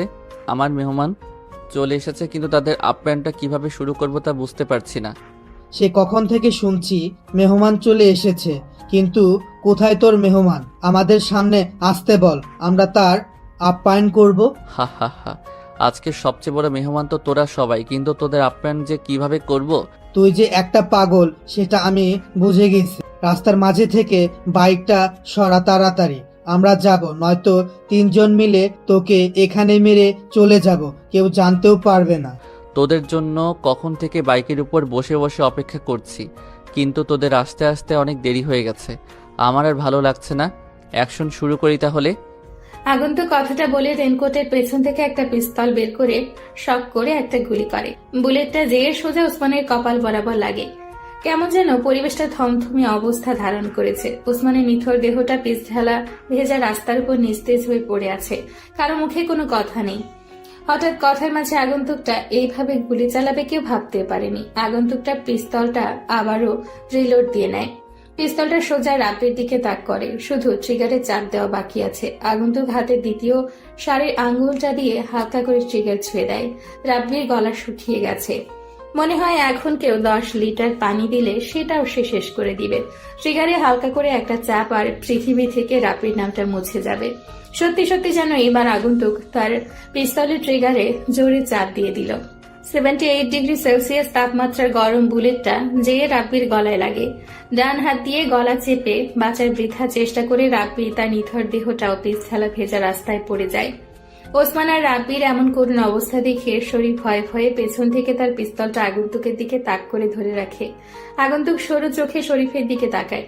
শরীফ ছেলেটা অল্প বয়সে, 23-24 হবে হয়তো। কালো রঙের শরীর, তার মুখে হালকা হালকা দাড়ি দেখা যাচ্ছে। শরীফের হাত কাঁপছে, তবুও সে আগন্তুকের দিকে গানটা ধরে আছে। আগন্তুক মাটি থেকে লাইটারটা উঠিয়ে পকেট থেকে একটা সিগারেট বের করে জ্বালায়। সোজা যেয়ে বাইকের উপর হেলান দিয়ে বসে। সিগারেটে জোরে 2টা টান দিয়ে শরীফের উদ্দেশ্যে বলে ওঠে, কিরে, ভয় পেয়েছিস? এগুলো দেখে ভয় পাওয়ার কিছু নেই। তোকে মারবো না আমি, কিন্তু সেটা একটা শর্তে। যদি তুই আমাকে কিছু তথ্য দিতে পারিস, তাহলে আমি তোকে এখনই ছেড়ে দেব। শরীফ মনে হয় কিছুটা নিশ্চিন্ত হয়েছে, তাই সে হাতে থাকা পিস্তলটা নামিয়ে নেয়। ডান হাত দিয়ে মুখের ঘাম আর ছিটে ফোটা বৃষ্টির পানির ফোঁটাগুলো মুছে নেয়। এমন ঠান্ডা একটা পরিবেশে শরীফ ভয় পেয়ে ঘেমে একাকার হয়ে গেছে। ভয় কাতর গলায় শরীফ বলতে থাকে, ভাই, কি তথ্য জানতে চান আপনি? হা হা হা, নিরীহ মানুষকে ভয় পেতে দেখলে আমার অনেক মজা লাগে, কিন্তু আজ প্রথম কাউকে দেখে কেমন যেন মায়া লাগছে। তুই এখন আমাকে বল, সালমানকে আমি কোথায় পাবো? ভাই আমি কিভাবে বলবো সালমান ভাই এখন কোথায় থাকে? আমি কিছু জানি না এই বিষয়ে। ওসমান সব সময় সালমান ভাইয়ের সাথে বেশি থাকতো। আমি তো তেমন কিছু ভালো করে জানি না। আমাকে ছেড়ে দেন প্লিজ ভাই। ছেড়ে দিব? হি হি হি, সেই ভুলটা আমি আর করছি না। এই রাফি বেশি কথা আর বেশি প্রশ্ন করা পছন্দ করে না। আমি নিজে নিজে সালমানকে বের করব, তবে এখন তোকে বাঁচিয়ে রাখা আমার ঠিক হবে না। ভালো থাকিস উপরে। আগন্তুক তার পিস্তলটা দিয়ে সোজা একটা গুলি করে। গরম বুলেটটা যেয়ে শরীফের কপালে লাগে। বৃষ্টির আমেজে আজকে শহরটা কেমন যেন নীরব হয়ে আছে।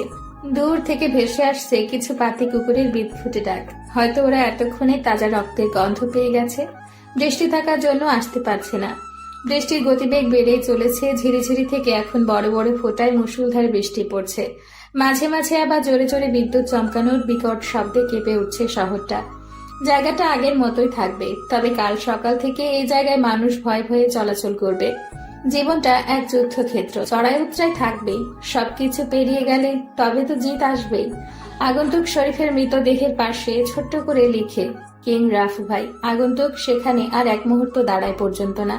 বাইকটা স্টার্ট দিয়ে অন্ধকার রজনীতে তার গভীরতায় হারিয়ে যায়। ভাই, সালমানের কোনো খবর পেয়েছেন? সকাল প্রায় 8টার কাছাকাছি। রাফি ঘুম থেকে উঠে নিজে এসে সোফায় বসে পড়ে। টনি চায়ের কাপটা হাতে নিয়ে রাফির সামনে থাকা ট্রি টেবিলের উপর রাখে। গরম চা থেকে বাষ্প হয়ে নিরবিচ্ছিন্ন ধোঁয়াগুলো উঠতে থাকে। দুজনের মধ্যে এক প্রকার নীরবতা বিরাজ করছে। তখনই টনি রাফিকে উদ্দেশ্য করে কথাটা বলে। টনির কথায় রাফি হাত থেকে চায়ের কাপটা টেবিলের উপর রেখে ছোট ছোট চোখ করে একটা মুচকি হাসি দেয়। সামনের দেওয়ালে ফিট করা 32 ইঞ্চি টিভিটা রিমোট দিয়ে অন করে। প্রথমেই খবরের চ্যানেলটা ভেসে ওঠে। একজন মহিলা খবর পড়ছে। টিভিতে বলা হচ্ছে ব্রেকিং নিউজ। আজ সকালে বনানীর একটা পরিত্যক্ত গোডাউনের পাশে 3টা লাশ পাওয়া যায়। পুলিশ এখনো তাদের তদন্তের কাজ চালিয়ে যাচ্ছে। তবে পুলিশের একটাই বক্তব্য, বাংলাদেশের সবচেয়ে বড় মাফিয়া লিডার রাফু ভাই এই খুনটা করেছে। কিন্তু রাফু ভাই এই শহরে এসে 3 জন লোক খুন করেছে, এটা কি সত্যি নাকি রাফু ভাই সেজে অন্য কেউ এই খুনগুলো করেছে? সবই এখন জনগণের কাছে অস্পষ্ট আর পুলিশের কাছে ধোঁয়াশা। এখন এই পর্যন্ত। এতক্ষণ আমাদের সাথে থাকার জন্য ধন্যবাদ। টনি অবাক হয়ে তাকিয়ে আছে রাফির দিকে। টনির কাছেও কেমন যেন ধোঁয়াশা মনে হচ্ছে সবকিছু। রাফি চায়ের কাপে তার গোলাপি রঙের ঠোঁটটা লাগিয়ে আরেকটু চুমুক দেয়। টনির দিকে তাকায়। ছেলেটা রাফির জন্য অনেক চিন্তা করে। এতদিনে টনির প্রতি রাফির পূর্ণ বিশ্বাস স্থাপন হয়েছে। টনির এরকম প্রশ্নবোধক দৃষ্টিতে তাকিয়ে থাকা দেখে রাফি মুচকি হেসে বলে, সালমানের খবর এখনো পাইনি, তবে আমি যখন এই শহরে এসেছি তখন তো সালমানকে মারা আমার জন্য কোনো ব্যাপার না। ভাই, টিভিতে যে দেখলাম আজ সকালে 3টা লাশ পাওয়া গেছে। খুনগুলো কি রাফু ভাই আপনি করেছেন নাকি অন্য কেউ? হা হা হা, কালকে রাতের মিশনটা আমি একাই শেষ করেছি। তবে মিশনে কাকে কাকে মেরেছি সেটা তোর কাছে ধোঁয়াশা হয়ে থাকলো। রাফি বসা থেকে উঠে দাঁড়ায়। টনিকে আর কিছু বলার সুযোগ না দিয়ে ওপরে চলে যায়। টনি বসে বসে ভাবছে, রাফু ভাই কি সত্যি কালকে রাতে মিশনের সেই 3টা ছেলেকে মেরেছে, নাকি তার নামধারী অন্য কেউ? চিন্তা চেতনা করতে করতে হয়তো উত্তরটা টনির কাছে বের হয়ে আসবে। প্রতিটা ছোট ছোট চা স্টলে বসে বসে কিছু লোক আজকে সকালে লাশের সম্বন্ধে বিভিন্ন ধরনের আওড়ানো কথা বলছে। সাধারণত এসব ছোট ছোট দোকানে অনেক অনেক কথা বলে থাকে। রাফি তাদের কিছু কথা শুনে মুচকি হেসে ভার্সিটির উদ্দেশ্যে রওনা দেয়। কালকে রাতে বৃষ্টি হওয়ায় রাস্তার নিচু জায়গাগুলোতে পানি জমে আছে। আজকে আবারও গতকালের মতো কড়াকড়িভাবে রোদ উঠেছে। হয়তো এটাই হওয়ার আজকে। রাফি হাঁটছে অন্য মনস্ক ভঙ্গিতে, উদ্দেশ্যহীন মানুষের মতো করে হাঁটা। অথচ রাফির একটা গন্তব্য আছে, সেটা হলো ঢাকা বিশ্ববিদ্যালয়। রাফি মাথাটা নিচু করে আগের মতো মাঠ পেরিয়ে ক্লাসের দিকে রওনা হয়। আজকে ওর সেই সাইফুল স্যারের ক্লাস। রাফি স্যারের কথাগুলো খুব মনোযোগ দিয়ে শুনে। স্যারের বলা গল্পটা রাফি কালকে অনেকক্ষণ ভাবছে, কিন্তু অনেক রহস্য রয়ে গেছে মনের গহীন অছিরে। কালকের মতো আজ রাফি মধ্যের বেঞ্চে বসার ভুল করতে চায় না। শেষের দিকে ছোট্ট একটা বেঞ্চে যেয়ে বসে সে। বেঞ্চটা জানালার পাশে, যার কারণে বাইরে কি হচ্ছে সবকিছু স্পষ্টভাবে দেখা যাবে। রাফি জানালা দিয়ে বাইরের দিকে তাকায়। আকাশ আজকে সূর্যের তাপটা অনেকটা বেশি। কালকে বিকেলের সেই অন্ধকার ভাবটা এখন কেটে গিয়েছে, নীল আর সাদা রং ধারণ করেছে। এই শহরে সবাই নিজের কাজে নিজে ব্যস্ত। কেউ নিজের পরিবার চালাতে বেরিয়েছে কাজের উদ্দেশ্যে, আর কিছু ধনী ব্যক্তি অফিসের জন্য বিশাল বিশাল গাড়িতে চড়ে বসে আছে। রাফি এগুলো চিন্তা করছিল তখনই ক্লাসে সাইফুল স্যার প্রবেশ করে। আজকে স্যারের মুখে তেমন কোনো হাসির উজ্জ্বলতা নেই। কেমন যেন উস্কো খুস্কো দেখা যাচ্ছে। মনে হয় কালকে রাতে ভালো মতো ঘুম হয়নি তার। সবাই লক্ষ্য করছে বিষয়টা। রাফি নিজেও বুঝতে পারছে না কি এমন হলো এক রাতে, যার কারণে স্যারের রাতে ঘুম হারাম হয়েছে। সাইফুল স্যার নিজেকে স্বাভাবিক করে ঠোঁটের কোণে একটা হাসির ঝলক রেখে সবার উদ্দেশ্য করে বলে, আজকে সেই গল্পের বাকি অংশটুকু শোনাবো। সবাই নিজেকে স্বাভাবিক করে বসে পড়ো। অন্য দিনের মতো আজকে স্যারের কথায় কোনো অনুভূতি হচ্ছে না। সাইফুল স্যার তো সবসময় হাসি খুশি থাকতে পছন্দ করে, কিন্তু কি হলো আজ কেউ বুঝতেই পারছে না। স্যার ছোট্ট একটা কাশি দিয়ে বাকি গল্পের অংশটুকু বলতে থাকে। এক রাতের ঘটনা এখনো পুরোপুরি মনে আছে। সে রাতে আমি বাজার করে বাড়ি ফিরছিলাম। ফেরার সময় ভাবলাম নানার বাড়ি থেকে ঘুরে যাই। তখন ওই রাস্তাটা দিয়ে রওনা দিলাম। যদিও ভূত পেতনিতে খুব একটা বিশ্বাস করতাম না, তারপর ওই দিন একটু ভয় ভয় করছিল। আকাশে চাঁদের আলো ছিল বলে টর্চটা জ্বালানোর প্রয়োজন বোধ করলাম না। চলার পথেই একটা কুকুর দেখতে পেলাম। কুকুরটাকে দেখে মনে মনে একটু শান্তি পেলাম। যাক, আমি ছাড়াও একটা জীবিত প্রাণী আছে। কুকুরটা কি ভেবে আমার পিছু পিছু আসতে শুরু করলো তখন কিছুই বুঝিনি। ভাবছিলাম কুকুরটা আমার বাজার করা জিনিসগুলো লোভেই পিছু পিছু আসছে, আর কুকুরটার সাথে আছে বলে সাহসটাও একটু বেড়ে গিয়েছিল। তাই আর পাত্তা দেইনি। কিছুদূর যাওয়ার পর যখন বারছাটার কাছে আসলাম, তখন হঠাৎ করে কার যেন হাসির শব্দ কানে বাজলো। এবার একটু আগ্রহ বোধ করলাম, একটু ভয় ভয়ও লাগতে শুরু করলো। ওই রাস্তা দিয়েই তো আমাকে বাড়ি যেতে হবে। লোকটা না থেমে বলে যেতে লাগলো, এই জায়গায় এত রাতে কে হাসাহাসি করতে যাবে? ভাবতে এই বুকটা একটু কেঁপে উঠল। পরক্ষণে দেখি বারছাটার তলায় একটা মেয়ে বসে কান্না করছে। সাথে সাথে ভয়ে পুরোপুরি জমে গেলাম। তখন খেয়াল হলো তাড়াতাড়ি এখান থেকে চলে যাওয়া উচিত, কিন্তু কিছুতেই পা নাড়াতে পারছিলাম না। মনে হলো কেউ যেন আটকে রেখেছে। কুকুরটা তখনও আমার পাশে দাঁড়িয়েছিল। একটু পর লক্ষ্য করলাম মেয়েটা উঠে দাঁড়ালো এবং হাতের ইশারা দিয়ে আমাকে ডাকতে শুরু করলো। অদ্ভুত একটা আকর্ষণ অনুভব করলাম নিজের ভেতর এবং সম্মোহিতের মতো তার দিকে হাঁটতে শুরু করলাম। আমার আগমন দেখে মেয়েটা হাঁটা শুরু করলো। আমিও একইভাবে তার পিছু হাঁটতে লাগলাম। হাঁটতে হাঁটতে কত দূর পর্যন্ত গিয়েছি খেয়াল ছিল না। আসলে কোনো দিকে খেয়াল ছিল না। মনে হচ্ছিল আমাকে সম্মোহন করে রাখা হয়েছে। একসময় একটা পরিত্যক্ত বাড়ির সামনে এসে মেয়েটা থামলো। এরপর আমাকে বাড়ির ভেতর ঢোকার নির্দেশ দিল। আমি কিছুই বুঝে উঠতে পারছিলাম না। একটু একটু করে আগানোর চেষ্টা করলাম। এমন সময় দেখলাম একটা কুকুর কোত্থেকে যেন দৌড়ে এসে মেয়েটার উপর ঝাঁপিয়ে পড়লো। সেই কুকুরটা যেটা আমার পিছু নিয়েছিল। শুরু হয়ে গেল মেয়েটা আর কুকুরটার মাঝে লড়াই। কুকুরটা মেয়েটাকে আছড়ে কামড়ে ছিঁড়ে ফেলতে চাইছে। মেয়েটাও সমান তালে কুকুরটাকে আঘাত করছে। ততক্ষণে কিছুটা চেতনা ফিরে আসতে শুরু করলো। লড়াইটা একসময় খুব ভয়ঙ্কর হয়ে গেলে আমি আর সহ্য করতে পারলাম না। তখন জ্ঞান হারিয়ে সেখানেই শুয়ে পড়লাম। একবার ভাবলাম লোকটা হয়তো বানানো গল্প বলছে, কিন্তু লোকটার চেহারা দেখে ভাবনাটা বাতিল করে দিতে হলো। তখনও বলে চলেছে। এরপর আর কিছু মনে নেই। পরে সকাল হলে যখন ঘুম ভাঙলো, তখন দেখলাম অনেকগুলো মুখ আমার দিকে ঝুঁকে রয়েছে। তাড়াতাড়ি উঠে বসার চেষ্টা করলাম, কিন্তু প্রচন্ড দুর্বলতার কারণে উঠতে পারলাম না। কি হয়েছে বোঝার চেষ্টা করতে লাগলাম। পরক্ষণে গত রাতের কথা মনে পড়লো। তারপর আস্তে আস্তে সব বুঝতে পারলাম। আমাকে কোনো কিছু জিজ্ঞেস করার সুযোগ না দিয়ে লোকটা এক মনে বলে যেতে লাগলো। এরপর একটু সুস্থ হওয়ার পর বাড়ির লোকজনের কাছ থেকে শুনলাম 3 দিন নাকি আমাকে খুঁজে পাওয়া যাচ্ছিল না। পরে লোকজন লাগিয়ে অনেক খোঁজাখুঁজির পর ওই মেয়েটার পরিত্যক্ত বাড়ি থেকে অজ্ঞান অবস্থায় আমাকে পাওয়া যায়। এর একদিন পর সকালে আমার জ্ঞান ফিরে আসে, আর আমি ভাবছিলাম মাত্র 1 রাত ঘুমিয়েছি। এরপর থেকে আমার মধ্যে কিছু রহস্যময় আচরণ শুরু হয়। কি ধরনের রহস্যময় আচরণ? এবার সুযোগ পেয়ে লোকটাকে বাধা দিয়ে জিজ্ঞেস করলাম। লোকটা কোনো জবাব না দিয়ে রহস্যময় একটা হাসি উপহার দিল।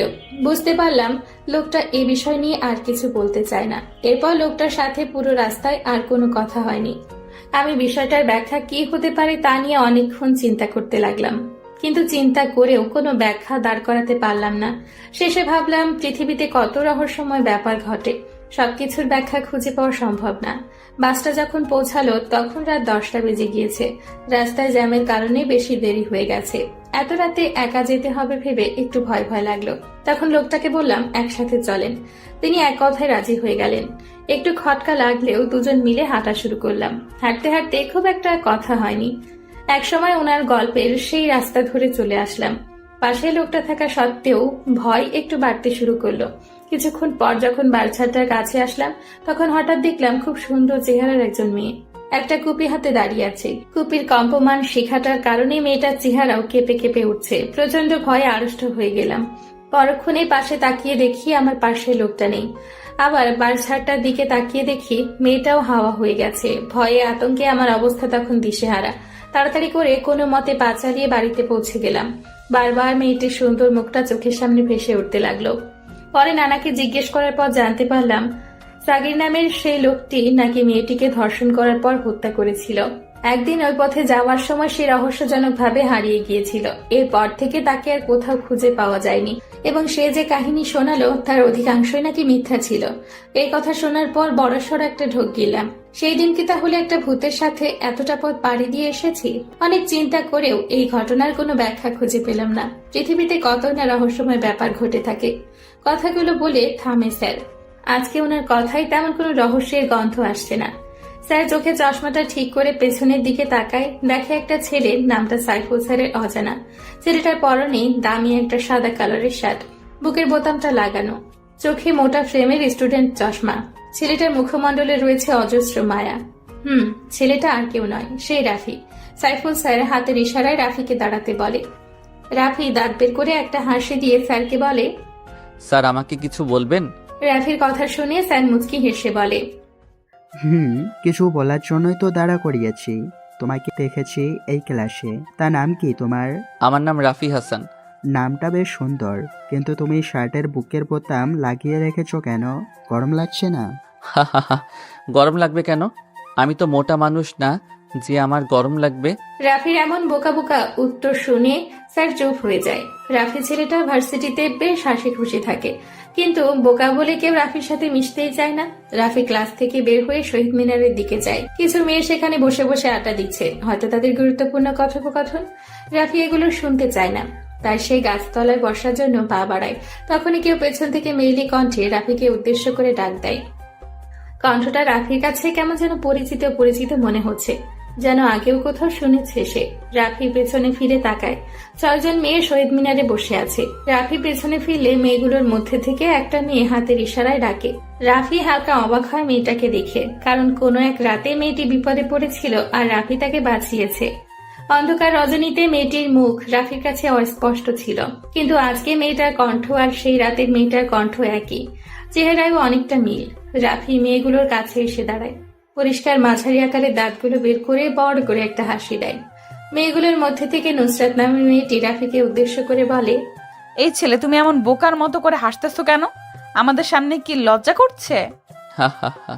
আমি এমনই, সবসময় হাসি খুশি থাকতে পছন্দ করি, তবে মেয়েদের দেখে আমার লজ্জা করে না। রাফির কণ্ঠটা নুসরাতের কাছে কেমন যেন পরিচিত পরিচিত মনে হচ্ছে, তাই সে জিজ্ঞেস করে, আচ্ছা, তোমার সাথে কি আগে কখনো আমার দেখা হয়েছে? না, আপনাকে আমি আজ জীবনের প্রথম দেখছি, আগে কখনো দেখিনি। কিন্তু হঠাৎ এটা জিজ্ঞেস করলেন কেন? তোমার কণ্ঠটা আমি আগে কোথাও শুনেছি, কিন্তু কোথায় সেটা মনে করতে পারছি না। তুমি ভার্সিটিতে নতুন নাকি? আমি ভার্সিটিতে নতুন, 2য় বর্ষে ইকোনমিক্স ডিপার্টমেন্টে। আপনি? আমি তোমার সাথেই পড়ি, কিন্তু অন্য ডিপার্টমেন্টে। রাফি কথাটা শুনে মুচকি হাসে। রাফির কেমন যেন একটা অন্যরকম অনুভূতি হাতছানি দিচ্ছে। মনের ভেতর অগোছালো সুপ্ত অনুভূতিগুলো ব্যস্ত হয়ে পড়েছে। অনুভূতিগুলো সাজানোর জন্য এবার মনে হয় কোনো নারীর প্রয়োজন পড়বে, কিন্তু উদ্দেশ্যহীন এই জীবনের সাথে কে জড়াবে? কথাটা ভাবতেই রাফির মনটা খারাপ হয়ে যায়। নুসরাত খেয়াল করে হাসি খুশি থাকা ছেলেটা হঠাৎ মুখটা এমন কালো হয়ে এলো কেন। তাই সে রাফিকে জিজ্ঞেস করে, এই রাফি, তোমার মুখে হঠাৎ এমন কালো আভা এসেছে কেন? এতক্ষণ তো বেশ হাসি খুশি ছিল, এখন মন খারাপ কেন? কোনো সমস্যা? না, কোনো সমস্যা নেই, তবে মা বাবার কথাটা অনেক মনে পড়ছে, তাই হয়তো মনটা খারাপ হয়ে গেছে। রাফি, তোমার কি মা বাবা নেই? এই পৃথিবীতে কি তুমি একা? আমি বড় একা। হ্যাঁ, আমি এই পৃথিবীতে বড় একটা অবহেলিত জনগোষ্ঠীর মধ্যে একজন। যখন জীবন তোমাকে কাঁদানোর 100 কারণ দেয়, জীবনকে দেখাও যে তোমার হাসির 1000 কারণ আছে। তুমি কখনো মন খারাপ করে থাকবে না, এটা তোমাকে মানায় না। তোমাকে শুধু হাসি উজ্জ্বল মুখেই মানায়। আমি চাই নিজেকে স্বাভাবিক রাখার জন্য, কিন্তু এই শহরের কিছু চেনা বেঈমানের জন্য থাকতে পারি না। সেই ভয়ঙ্কর অতীত এখনো আমাকে কুড়ে কুড়ে খায়। বিশ্বাসঘাতকতা করা ঠিক না, তবে কিছু মানুষের সাথে বেঈমানি না করে পারা যায় না। রাফি, অতীতকে ভুলে গিয়ে বর্তমান আর ভবিষ্যৎ চিন্তা করো, এটা তোমার জন্য ভালো হবে। নুসরাতের কথাগুলো রাফির মনটাকে আবারও উৎফুল্ল করে দেয়। রাফি আশেপাশে তাকায়, দেখে ভার্সিটির প্রায় অনেক ছেলে রাফির দিকে ড্রগে মুড নিয়ে তাকিয়ে আছে। ভার্সিটির সকলের ক্রাশ হচ্ছে নুসরাত। অনেক ছেলে নুসরাতকে প্রপোজ করেছে, কিন্তু সে কাউকেই পাত্তা দেয় না। ছেলেদের সাথে সে বেশি কথা বলে না, কিন্তু আজ হঠাৎ নতুন একটা বোকা ছেলের সাথে এমন ভাবে হেসে হেসে কথা বলছে, কেউ এটা মানতেই পারছে না। রাফি এটা বুঝতে পেরে শহীদ মিনার চত্বর থেকে গেটের দিকে পা বাড়ায়। নুসরাত মেয়েটার সব মেয়েদের থেকে আলাদা, ধনী হওয়া সত্ত্বেও সবার সাথে অল্প সময়ে মিশে যায়। রাফির নুসরাতকে পছন্দ হয়েছে, কিন্তু এই কথাটা কিভাবে বলবে সে সেটাই বুঝতে পারছে না রাফি। কিন্তু কে রাফিকে ভালোবাসবে? যেখানে রাফির আসল পরিচয় পেলেই সবাই ভয় পেয়ে দূরে চলে যায়, তাহলে এটা জেনে কি নুসরাত রাফিকে ভালোবাসবে? জীবনটা অনেক সুন্দর যদি কারো ভালোবাসায় এ জীবন পূর্ণতা পায়। যদি কেউ কষ্টটা ভাগ করে নিতে চায়, নিজের সকল আনন্দ সে প্রয়াসীর মাঝে বিলিয়ে দিতে চায়। ভাই, শহরে নতুন কমিশনার এসেছে। কালকে রাতের খুনটা নিয়ে শহরে অনেক ঝামেলা হচ্ছে। সালমান তার লোকজন দিয়ে বিশৃঙ্খলা সৃষ্টি করছে শহরে। জনগণ আতঙ্কিত হয়ে গেছে। উপর থেকে খবর এসেছে রাফু ভাইকে মৃত অথবা জীবিত দেখতে চায় জনগণ। রাত প্রায় 9:15 রাফি বেলকুনিতে বসে একা একা চন্দ্রবিলাস করছে আর মনের সুখে একটার পর একটা সিগারেট টেনে যাচ্ছে। সিগারেট খাওয়া স্বাস্থ্যের জন্য ক্ষতিকর এটা জেনেও মানুষ এটা খায়। এটা তার বদ অভ্যেস না, এটা তার নেশা। কিছু কিছু নেশা জীবনের সাথে এমন ভাবে মিশে যায় যা ছেড়ে দেওয়া সম্ভব হয় না। যদি ছেড়ে দেওয়ার চেষ্টা করি তাহলে নিজের কাছে আর কিছু ভালোই লাগে না। রাফির কাছেও ব্যাপারটা এমন মনে হয়। সে সিগারেট খাওয়াটা এনজয় করে। রাতের আকাশে চাঁদ দেখার মজাই আলাদা, কিন্তু একা একা চন্দ্রবিলাস করতে কেমন যেন অনুভূতিহীন লাগে। চন্দ্রবিলাস আর সিগারেট টানতে রাফি এমন ব্যস্ত যে টনি কখন এসে তার পাশে বসেছে সেটাও খেয়াল নেই তার। টনি হালকা করে একটা শুকনো কাশি দেয়। রাফি আকাশের দিকে থেকে দৃষ্টিটা সরিয়ে টনির দিকে তাকায়। টনি মনে হয় আজকে ক্লিন শেভ দিয়েছে, যার কারণে চাঁদের আলোয় মুখটা স্পষ্ট বোঝা যাচ্ছে। ছেলেটার মুখটা অনেক মায়াবী, চোখ জোড়া হালকা ঘোলাটে, যার কারণে তাকে আরো আকর্ষণীয় লাগে। রাফি জলোত্তর সিগারেট আরেকটা টান দিয়ে ধোঁয়াগুলো ছাড়তে ছাড়তে বলে, রাফু ভাইকে কখনো দেখেছে কেউ? কি তার চেহারা, শুধু তার অস্তিত্ব বোঝা যায়, আর কিছু না। তাহলে কিভাবে চিন্তা করে পুলিশ রাফু ভাইকে ধরবে? ভাই, আমার মনে হয় কি আপনার কিছুদিন মিশনে যাওয়া বন্ধ করে দিন। শহরে অবস্থা বেশি একটা ভালো না।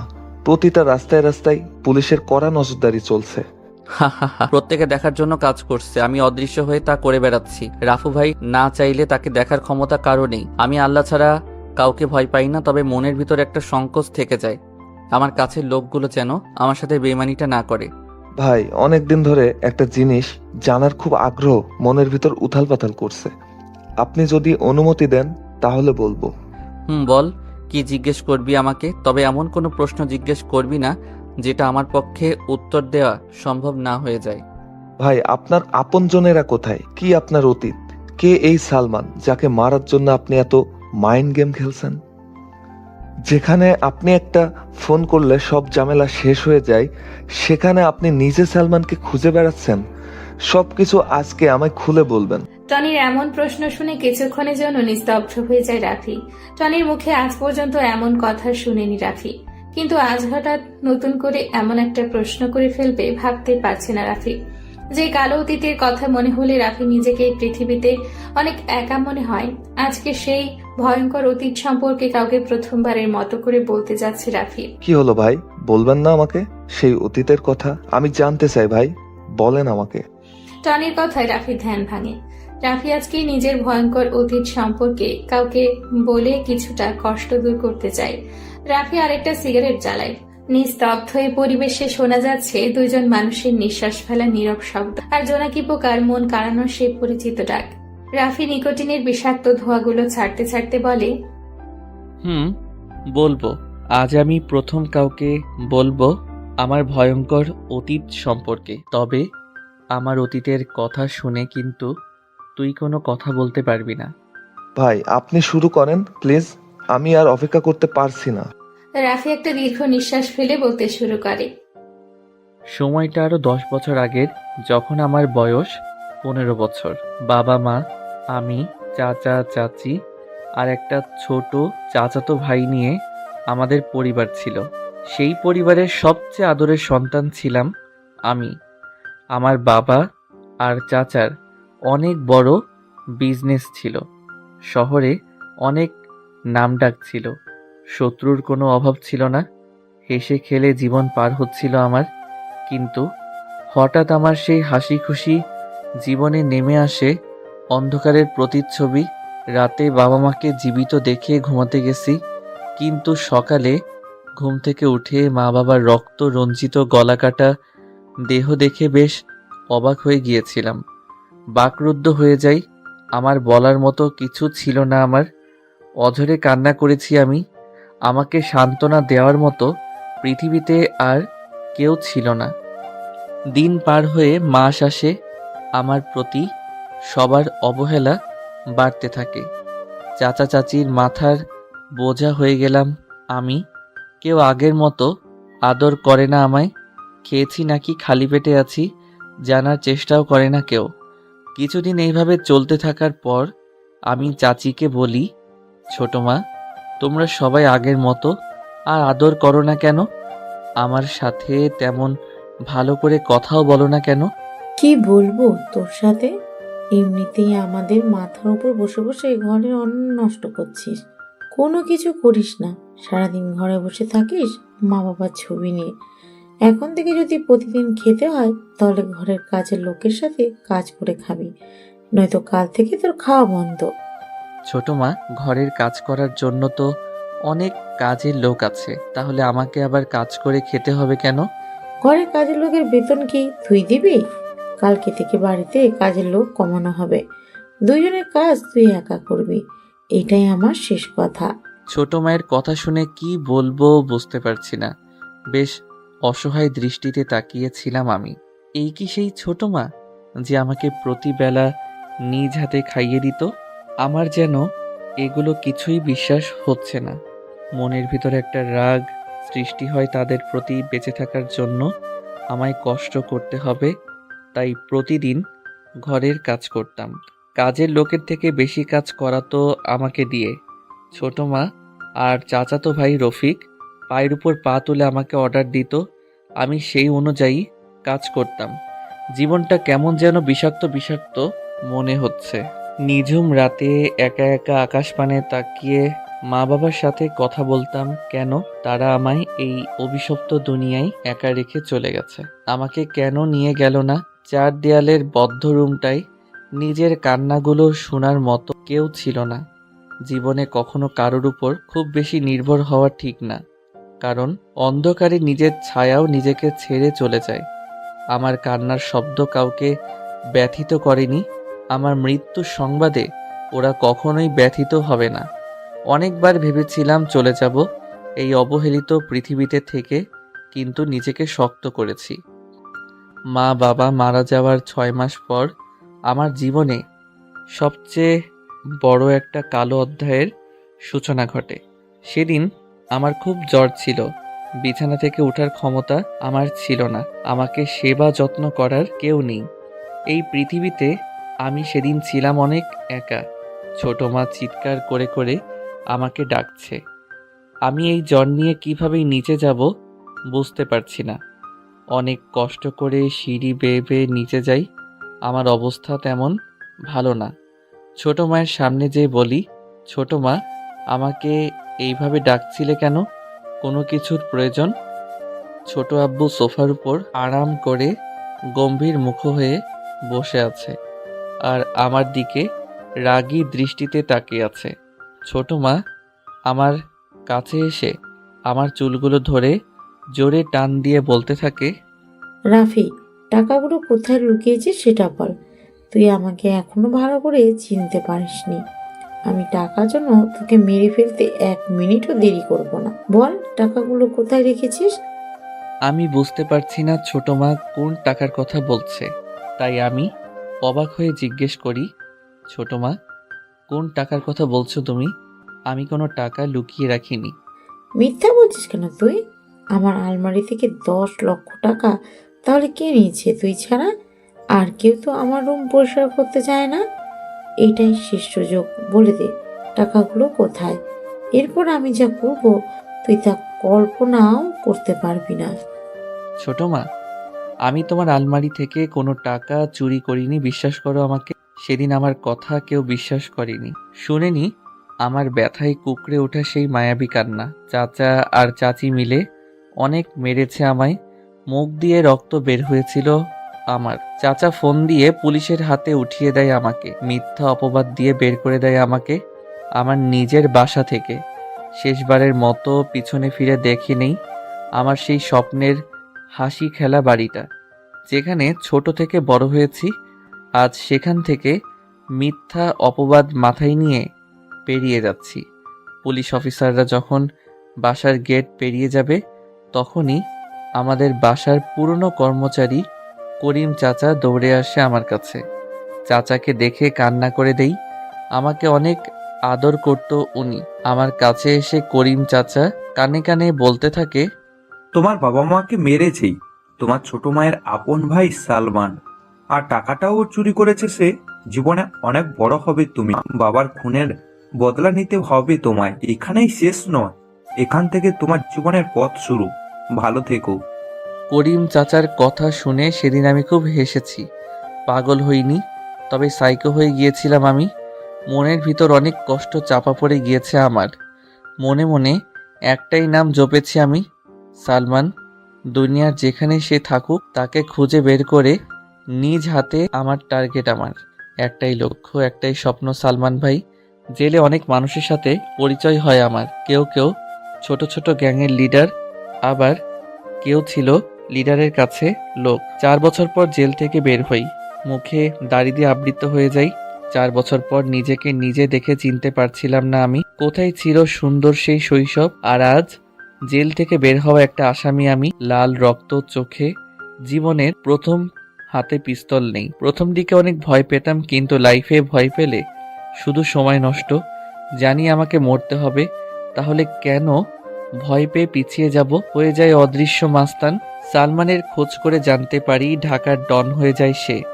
সালমানকে ধরতে হলে তার চেয়ে বড় কিছু হতে হবে আমায়। শুধু করি মাস্তানি, সারা দেশ ছড়িয়ে যায় রাফু ভাই রাফু ভাই, কিন্তু এখনো সেই রাফু ভাইয়ের চেহারা সবার কাছে রহস্যময়ী। অনেক আবেগ নিয়ে কথাগুলো বলে থামে রাফি।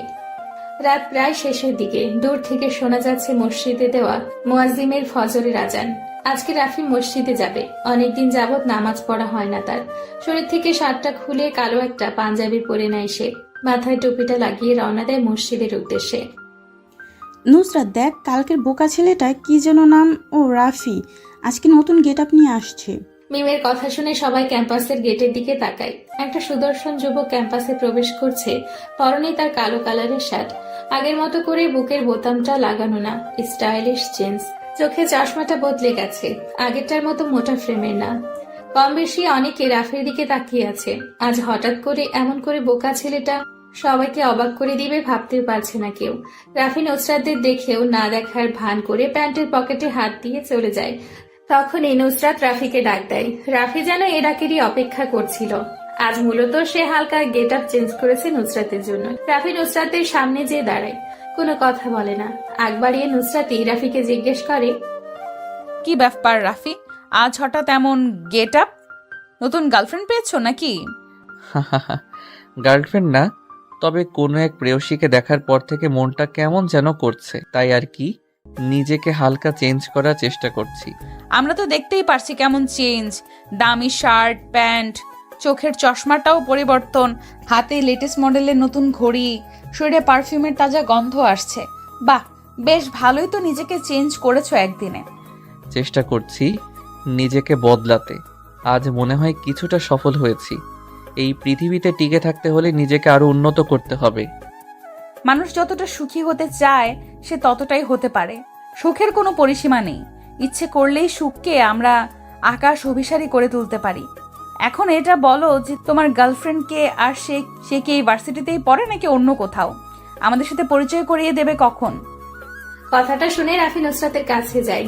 রাফির শরীরে দেওয়া মারাত্মক পারফিউমের ঘ্রাণ নুসরাতকে কেমন যেন আকর্ষণ করছে।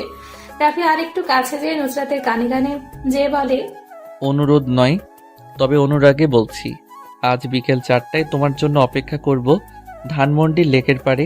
আমি জানি তুমি আসবে। তোমার সাথে নতুন কাউকে পরিচয় করিয়ে দিব। তবে শুধু তোমার একারই দাওয়াত রইল, অন্য কারো নয়। কথাটা বলে সেখানে আর না, কারণ সে জানে এখন দাঁড়ালে নুসরাতের সামনে অনেক প্রশ্নের উত্তর দিতে হবে। অপেক্ষার সেই বিকেল 4টায় কখন সেই সময়টা আসবে। সময়টা বিকেল 3:40। রাফি আয়নার সামনে দাঁড়িয়ে নিজেকে গোছানোর চেষ্টা করছে। রাফি আজ একটা নীল রঙের পাঞ্জাবি পরেছে আর সাথে কালো জিন্স, চোখে স্টাইলিশ চশমা, হাতে লেটেস্ট মডেলের রোলেক্স ঘড়ি, মাতাল করা পারফিউম। চুলগুলো আজকে কেটে এসেছে, মুখে তেমন দাড়ি পোছা যাচ্ছে না। নিজেকে আয়নায় দেখে নিজেই চিনতে পারছে না, মনে হয় কোনো রোমান্টিক শহরের নায়ক সে। টেবিলের ওপরে থাকা বাইকের চাবিটা ডান হাত দিয়ে ঝাঁকাতে ঝাঁকাতে সিঁড়ি বেয়ে নিচে নামে। প্রথমে টনির সাথে দেখা হয় রাফি। টনি কেমন অচেনা দৃষ্টিতে তাকিয়ে আছে রাফির দিকে। টনির চাহনিতে বোঝা যাচ্ছে সে মনে হচ্ছে কোনো ফিল্মের স্টারকে দেখেছে। রাফি টনির দিকে তাকায়। টনি এসে রাফির সামনে দাঁড়ায়, নিঃশব্দে পা থেকে মাথা অবধি স্ক্যান করে সে। টনি বুঝতে পারছে না যে হঠাৎ একটা ছেলের এমন করে সাজার কি কারণ থাকতে পারে, তাই সে রাফিকে জিজ্ঞেস করে, ভাই, দেখে মনে হচ্ছে কোথাও যাবেন, কিন্তু এমন ভাবে সেজেগুজে কোথায় যাচ্ছেন? রাফি নিঃশব্দে হাসে, যে হাসিতে লেগে আছে অনেক বছর অপেক্ষা করার পর কোনো কিছু পাওয়ার উত্তেজনা। রাফি টনির প্রশ্নের উত্তরে বলে, যাচ্ছি কোনো এক প্রেয়সীকে নিজের আবেগময় শহরে আমন্ত্রণ জানানোর জন্য। কিন্তু ভাই, কে সেই অচেনা প্রেয়সী যার জন্য আজ এত বছর পর নিজের সুপ্ত অনুভূতির শহরে তাকে জানান দিচ্ছেন? সময় হলে সবকিছু জানতে পারবি, তবে আমি না বলা পর্যন্ত কোনো বেশি কথা আমি পছন্দ করি না, সেটা তুই ভালো করে জানিস। ভাই, রাস্তায় যদি কোনো ঝামেলা হয় তাহলে সাথে সাথে আমাকে ডাকবেন, আমি চলে আসব। কিন্তু আপনি কোনো ঝামেলা করলেই ফেঁসে যাওয়ার ভয় বেশি। এই রাফি যদি নিজের ইচ্ছায় ধরা না দেয়, তাহলে পৃথিবীতে এমন কোনো পুলিশ এখনো জন্ম নেয়নি যে কিনা আমাকে ধরে থানায় নিয়ে যাবে। টনি কিছু বলতে যাবে কিন্তু তা আর বলতে পারে না। এর আগেই রাফি সেই জায়গাটা ত্যাগ করে। ধানমন্ডির এই রাস্তাটা আজ বেশ ফাঁকা। কিছুক্ষণ পর পর 2-3টা গাড়ি দ্রুত গতিতে যাচ্ছে। দেখে মনে হয় তাদের কোনো গুরুত্বপূর্ণ কাজ ফেলে এসেছে। যদি এটা এখন না করে তাহলে সবকিছু শেষ হয়ে যাবে এমন অবস্থা। কিন্তু না, কিছুই শেষ হবে না। হয়তো কিছু সময় নষ্ট হতে পারে। ওরা এটা বুঝে না যে এত দ্রুত গতিতে গাড়ি চালালে ভীষণ ঝুঁকি, কোনো বড় ধরনের দুর্ঘটনার শিকার হতে পারে। রাফি ফাঁকা রাস্তা পেয়ে একটু জোরে বাইকটা চালাচ্ছে। বিকেলে ধানমন্ডির এই লেকের পাড়ে অনেক কাপলরা ঘুরতে আসে। রাফির আজ এটা প্রথম অভিযান। বলতে গেলে নতুন কোনো অনুভূতি প্রকাশ করতে যাচ্ছে। কিন্তু নুসরাত কি মেনে নিবে রাফিকে? কোনো ঘটনা ঘটার আগেই তা নিয়ে ভাবতে নেই। পরে দেখা গেছে সবকিছু নিজের কাছে গুলিয়ে যাচ্ছে। বর্তমানকে উপেক্ষা করে ভবিষ্যৎকে নিয়ে বেশি চিন্তা করা ঠিক না। নুসরাত একটা বেঞ্চের উপর বসে আছে, পরনে তার কালো কালারের একটা শাড়ি, হাতে কিছু রঙিন চুড়ির সমাহার, মুখে কোনো কৃত্রিম মেকআপ করা নেই। এমনিতেই নুসরাতকে বেশ সুন্দর লাগে। মাথায় চুলগুলো বাঁধা অবস্থায় না থাকলে তাকে যেন আরো মোহনীয় লাগতো। রাফি নুসরাতের সামনে এসে বাইকে কষে ব্রেক করে। নুসরাত অন্য মনস্ক থাকায় হঠাৎ বাইক থামায় হালকা ভয় পেয়ে যায়। নুসরাত ছোট ছোট চোখ করে সামনের দিকে তাকায়। উজ্জ্বল সুদর্শন একটা যুবক বাইকে থেকে নামে। ছেলেটার শরীরের গঠন বেশ ভালো, তবে ছেলেটা যে রাফি এটা চিনতে নুসরাতের বেশি সময় লাগেনি। দুজনেই দুজনের দিকে অপলক দৃষ্টিতে তাকিয়ে আছে। মনে হয় 1000 বছরের পরিচয় যেন তাদের। নুসরাত হালকা করে কাশি দেয়। রাফির ধ্যান গম্ভীরতা সব ভেঙে যায়। রাফি পেছন থেকে একটা তাজা গোলাপ বের করে হাঁটু গেড়ে প্রপোজ করার স্টাইলে নুসরাতের সামনে বসে বলতে থাকে, ভালোবাসা কি তা আমি জানি না, তবে কোনো এক অন্ধকার রজনীতে তোমাকে দেখে আমার মনের ভিতর লুকিয়ে থাকা সুপ্ত অনুভূতিগুলো কেমন যেন ব্যস্ত হয়ে পড়েছে। তোমাকে ভালোবাসি কথাটা বলার জন্য মনটা অনেকভাবে প্যারা দিচ্ছিল। আজ আমি সার্থক, তোমার সামনে বসে তোমাকে ভালোবাসি কথাটা বলতে পেরে। তুমি সেই কবিতা যা প্রতিদিন ভাবি লিখতে পারি না, তুমি সেই ছবি যা কল্পনা করি আঁকতে পারি না, তুমি সেই ভালোবাসা যা প্রতিদিন চাই কিন্তু তা কখনো পাই না। আজ আমি অনেক করে পেতে চাই তোমার সেই মোহনীয় ভালোবাসার পরশ, যার জন্য অপেক্ষায় আছি প্রতিটা ক্ষণ। ভালোবাসা কি তপ্ত মরুর বালুর শিখা? ভালোবাসা কি নদীর স্রোতে ভাসমান কোনো নৌকা? ভালোবাসা কি ভেসে আসা কোনো সুখের বেলা? ভালোবাসা কি দুঃখের মাঝে হাসি মিশ্রিত কান্না? ভালোবাসা কি কোনো এক অজানা ঠিকানা? আজ আমি খুব করে বলবো, ভালোবাসি তোমায় প্রেয়সী, ভালোবাসি। নুসরাত হাত দিয়ে রাফিকে ইশারা করে বসা থেকে ওঠার জন্য। রাফি ভাবছিল নুসরাত তাকে চড় মারবে, কিন্তু সে তা করেনি। কিছুক্ষণ সময় নিয়েছে। এবার নুসরাত বলতে থাকে, রাফি, একটা মানুষের পছন্দ থাকতেই পারে, এটার জন্য তাকে বেশি চাপ দেওয়া যাবে না। তোমার প্রপোজটা আমি মনে হয় গ্রহণ করতে পারবো না। রাফি মুচকি হাসে। রাফি দেখতে পাচ্ছে নুসরাতের দৃষ্টিটা তার বাইকের উপর। নুসরাতের চোখে কোনো কিছু জানার অনেক আগ্রহ দেখতে পাচ্ছে রাফি। কি কারণে আমার প্রেম নিবেদনটা তুমি গ্রহণ করলে না সেটা কি আমি জানতে পারি? অবশ্যই ছেলেদের প্রতি আমার তেমন কোনো আগ্রহ নেই, তবে একটা ছেলেকে দেখে আমার সেই ধারণাটা পাল্টে যায়, কারণ আমার জীবনে কোনো এক করুণ মুহূর্তে সেই ছেলেটা এসে আমাকে বাঁচায়। সেই দিন থেকে আমার মনের একটা জায়গা তার জন্য বরাদ্দ হয়ে গেছে। রাফি এবার একটু শব্দ করে হেসে বলে, আচ্ছা নুসরাত, সেই ছেলেটা কি তোমাকে কোনো এক অন্ধকার জঙ্গল থেকে মানুষ নামের পশুর হাত থেকে রক্ষা করেছিল? হ্যাঁ হ্যাঁ, কিন্তু তুমি এটা কি করে জানলে? এই ঘটনাটা তো আমি ছাড়া আর তেমন কাউকে কিছু বলিনি। তুমি এটা কিভাবে জানলে সেটা আমাকে বলো। রাফি কিছু বলে না। ঠোঁটের কোণে রহস্যময় হাসি রেখে লেকের পাড়ে নিঃশব্দে হাঁটতে থাকে। পেছনে পেছনে যে নুসরাত আসছে সেটা রাফি বেশ ভালোই বুঝতে পারছে। কি হলো রাফি, তুমি কিছু বলছো না কেন? এমন করে হঠাৎ চুপ হয়ে গেলে কেন? নুসরাত, আমার বাইকটা দেখে কি তোমার চেনা চেনা লাগছে? দেখো তো ভালো করে, কোথাও এমন বাইক দেখেছো কিনা? আমি বেশ কিছুক্ষণ ধরে তোমার বাইকের উপর লক্ষ্য করছি। আমাকে সেই রাতে যেই আগন্তুকটা বাঁচিয়েছে তার বাইকটাও দেখতে তোমার বাইকের মতো। সেই অজানা আগন্তুকটা যদি আমি হই তাহলে কি মন্দ হবে? মানে কি বলতে চাচ্ছ সেটা ক্লিয়ার করে বুঝিয়ে বলো আমাকে। সেই দিন রাতে আমি চন্দ্রবিলাস করতে জঙ্গলের পাশে একটা বড় পুকুর পাড়ে বসেছিলাম। বাইক দিয়ে যখন আমি জঙ্গলের মাঝপথ দিয়ে চলে আসব, তখন একটা মেয়ে আতঙ্কের চিৎকার শোনা, সেই দিকে এগিয়ে যাই। বাকিটা মনে হয় আমার আর কিছু বলার নেই। রাফি কথাটা বলে দীর্ঘ নিঃশ্বাস ফেলে। নুসরাতের কাছে যেন কথাটা বিশ্বাসই হচ্ছে না। খুশিতে আত্মহারা হয়ে গেছে সে। অনেকদিন ধরে খোঁজ করা সেই রাজকুমারকে পেয়ে গেছে। নুসরাত যে রাফিকে পেছন থেকে আঁকড়ে ধরে। রাফি পেছন ফিরে তাকায়। নিজের কাছেও বিশ্বাস হচ্ছে না নুসরাত তাকে জড়িয়ে ধরে আছে। এই শহর রাফিকে আজ অনেক বড় একটা উপহার দিয়েছে। অবহেলিত শহর তাকে পৃথিবীতে বাঁচার জন্য একটা অক্সিজেনের ব্যবস্থা করে দিয়েছে। আজ রাফি অনেক খুশি। এলোমেলো জীবনটাকে গোছানোর সময় চলে এসছে। নুসরাতকে বাইকের পেছনে বসিয়ে বাইকটা স্টার্ট দেয়। আজ ওরা দুইজন এই ব্যস্ত শহরটাকে মাখিয়ে দিবে তাদের ভালোবাসার রং দিয়ে। সময়টা রাত 10টার কাছাকাছি। সালমান নিজের আস্তানায় অবস্থান করছে। পায়ের ওপর পা তুলে সোফায় বসে সিগারেট টানছে সে। অনেক চিন্তা হ্রাস করেছে তাকে। রাফু ভাই শহরে আগমন করেছে, এটাই তার বড় চিন্তা। রাফু ভাই যে কতটা ভয়ঙ্কর সেটা সম্পর্কে সালমানের ভালো ধারণা আছে। সালমান বসে বসে যখনই এগুলো চিন্তা করছিল, তখন রাহাত সামনে এসে দাঁড়ায় আর বলতে থাকে, ভাই, সেদিন ওসমান, শরীফ আর রাব্বিকে রাফি ভাই নিজ হাতে খুন করেছে। এখন তার সবচেয়ে বড় টার্গেট হলেন আপনি। কিছুদিন আপনাকে সাবধানে থাকতে হবে। কোনোভাবে আপনার খোঁজ সে পেয়ে গেলে শেষ করে দিবে সব। কথাটা শুনে সালমান বসা থেকে উঠে দাঁড়ায়। হাত থেকে সিগারেটটা ফেলে মদের গ্লাসটা হাতে নিয়ে তা খেতে থাকে। এখন মনে হয় সালমানকে মদের নেশায় ধরেছে। টেবিলের উপর থেকে পিস্তলটা নিয়ে কিছুক্ষণ নাড়াচাড়া করে সামনের কাছে পরপর 2টা গুলি করে। নাক দিয়ে পিস্তলের গন্ধটা শুকতে থাকে। রাহাত জানে সালমান বেশি টেনশনে থাকলে এমনই কিছু করে।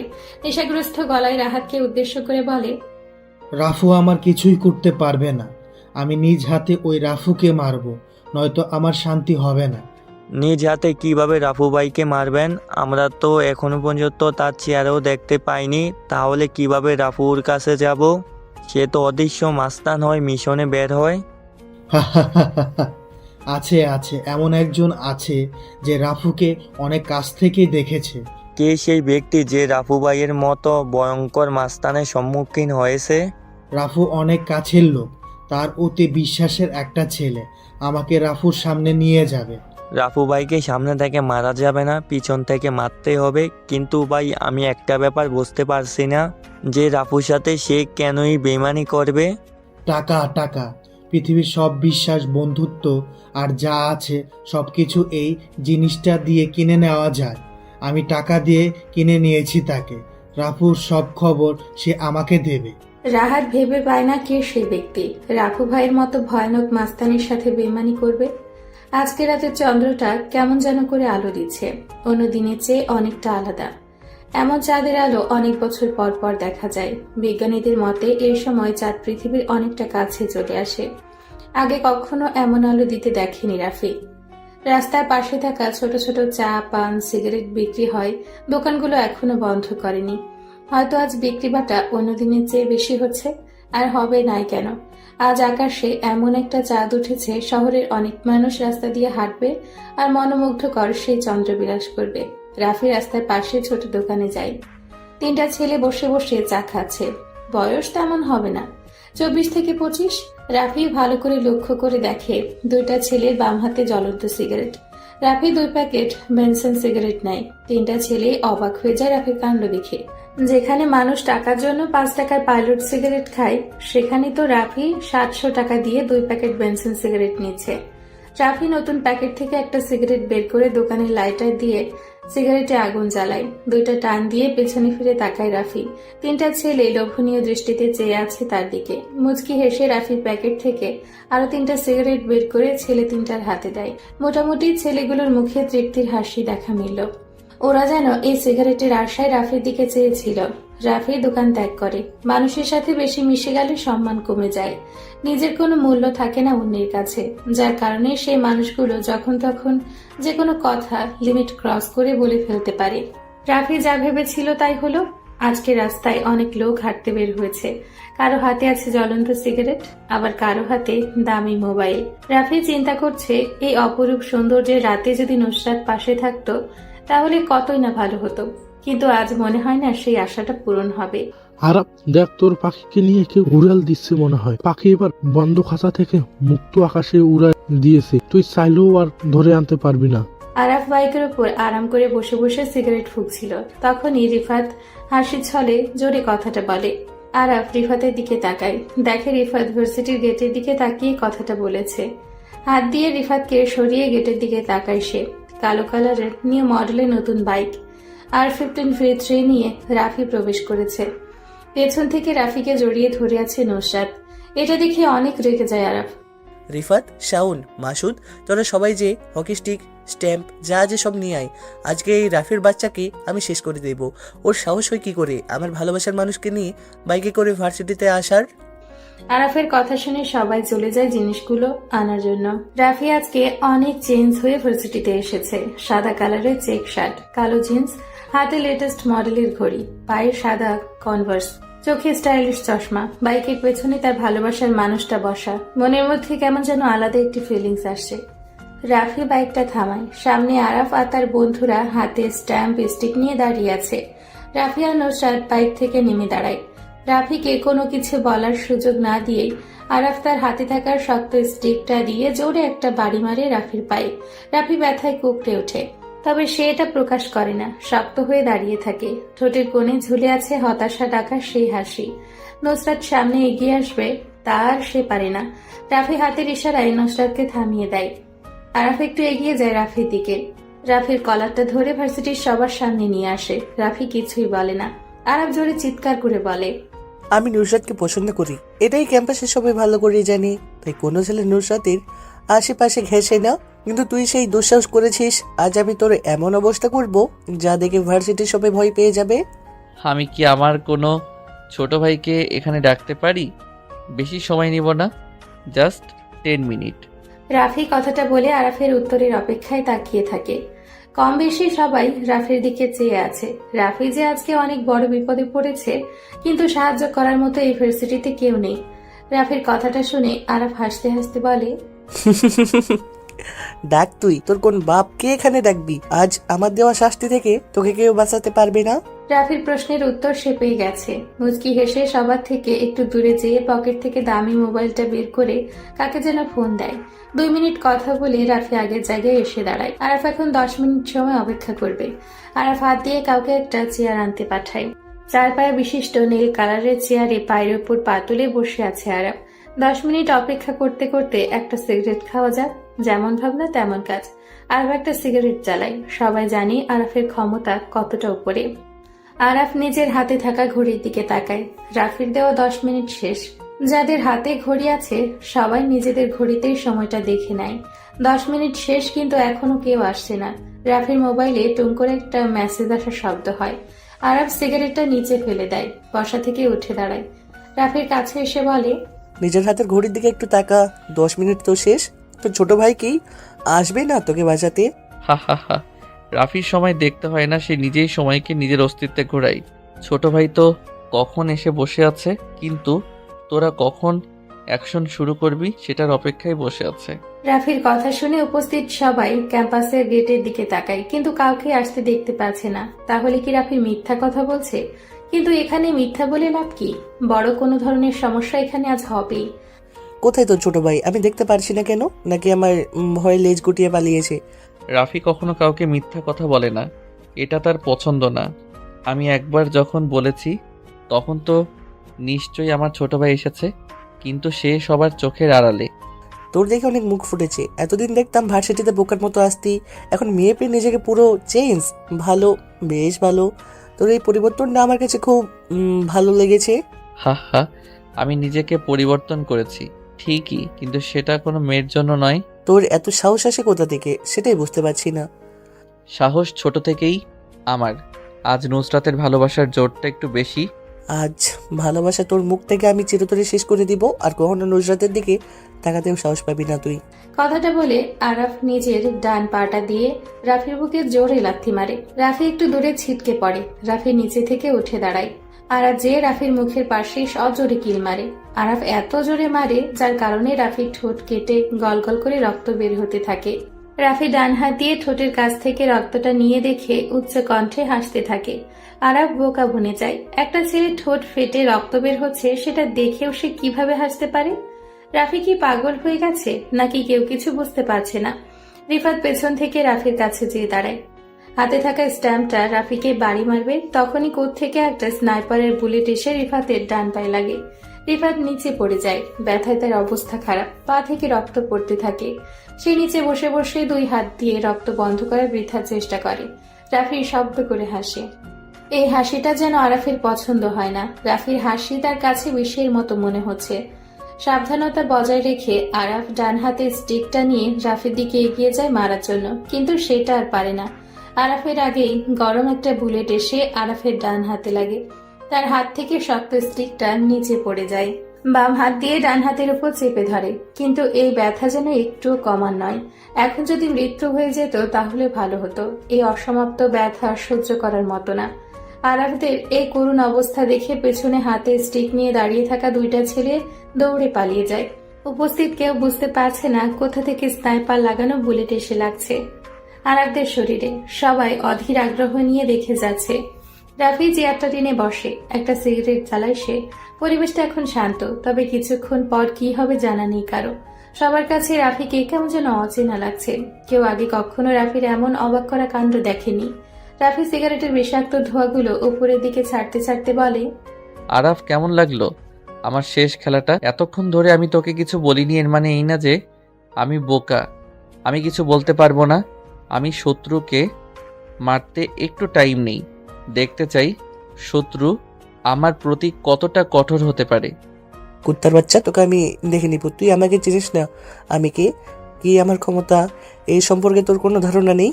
হা হা হা, আমি নিজেই নিজের ক্ষমতা সম্পর্কে ধারণা নেই, আবার তোর ক্ষমতা সম্পর্কে কি জানবো আমি? রাস্তার পাতি কুকুরগুলো একটু বেশি চিল্লায়, আর সিংহের একটাই গর্জন যথেষ্ট শহরটা কাঁপানোর জন্য। পেছন থেকে গুলি করে কে? নিশ্চয়ই তোর ছোট ভাই। সাহস থাকলে বল সামনে আসতে, দেখি কার কত দম। মশা মেরে হাত কালো করার কোনো ইচ্ছেই আমার নেই। সিংহ সিংহের সাথে লড়াই করবে, কোনো পাতি কুকুরের সাথে না। কথাটা বলে বসা থেকে উঠে দাঁড়ায় রাফি। বাম পা দিয়ে চেয়ারটাকে ফেলে দেয় সে।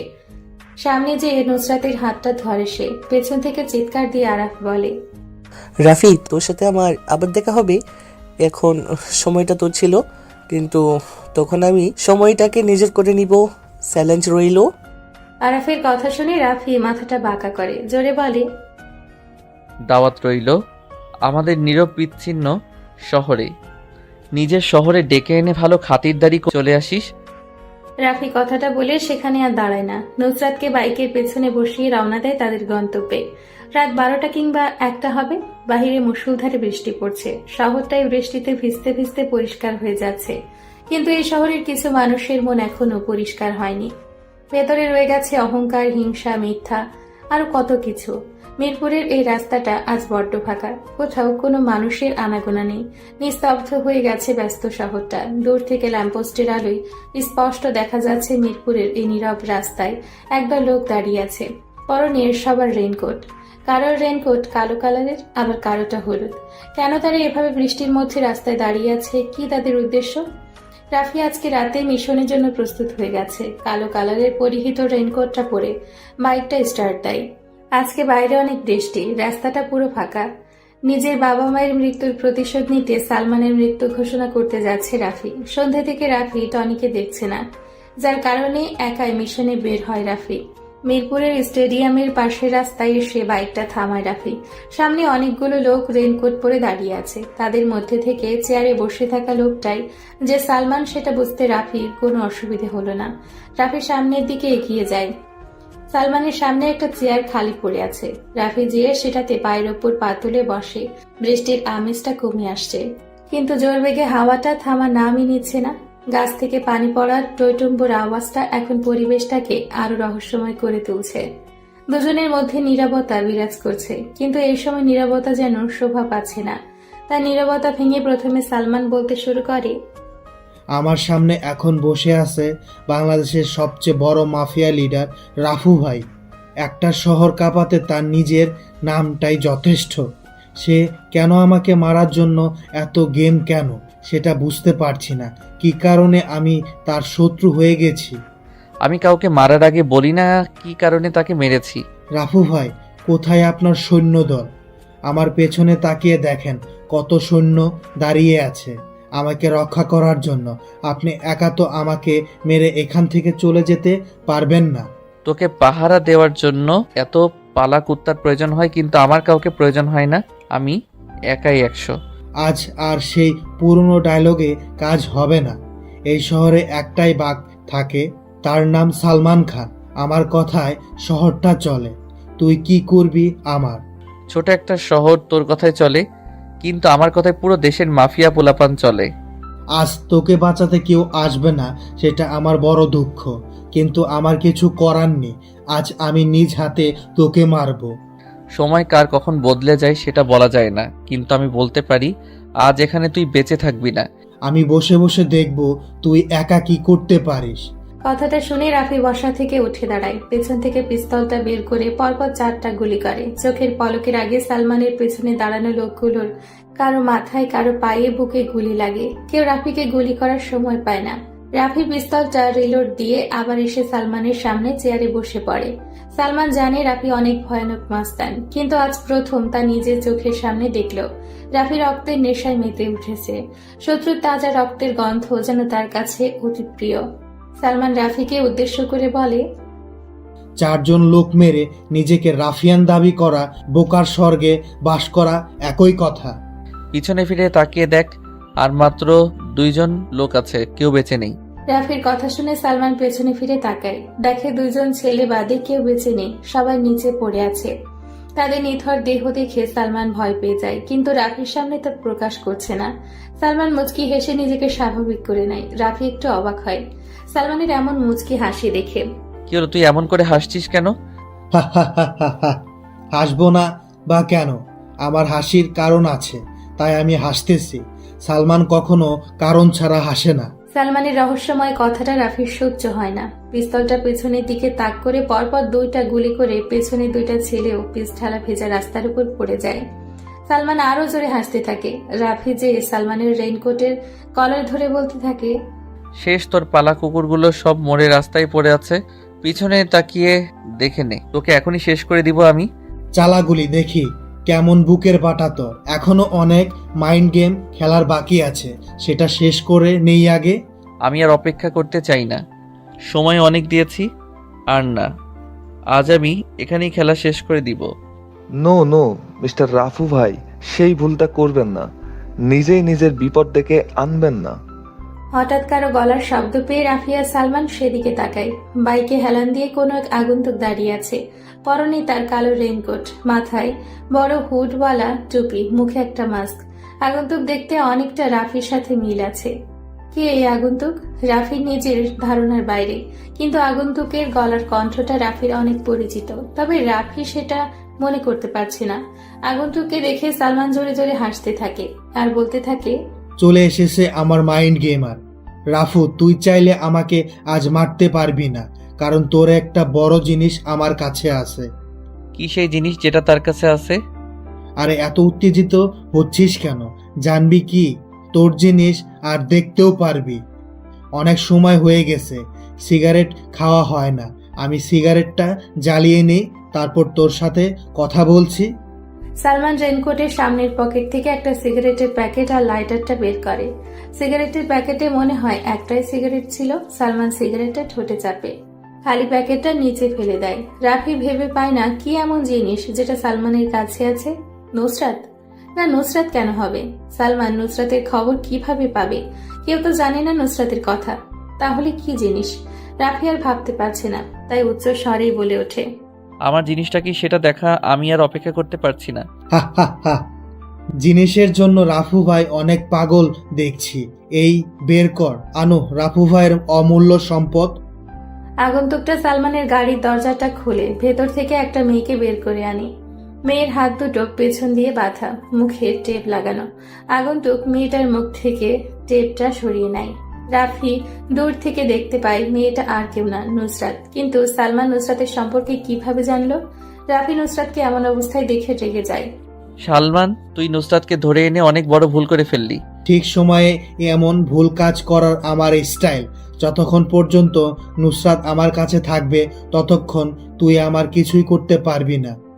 রাফি নিজের মাইন্ডটাকে শান্ত করে, ঠান্ডা মাথায় বলে, সামনের আগন্তুকটা কে আমি সেটা জানতে চাই। আগন্তুককে দেখলে তুই অনেক কষ্ট পাবি। আমি চাই না তুই মরার আগে এমন কষ্ট পাস।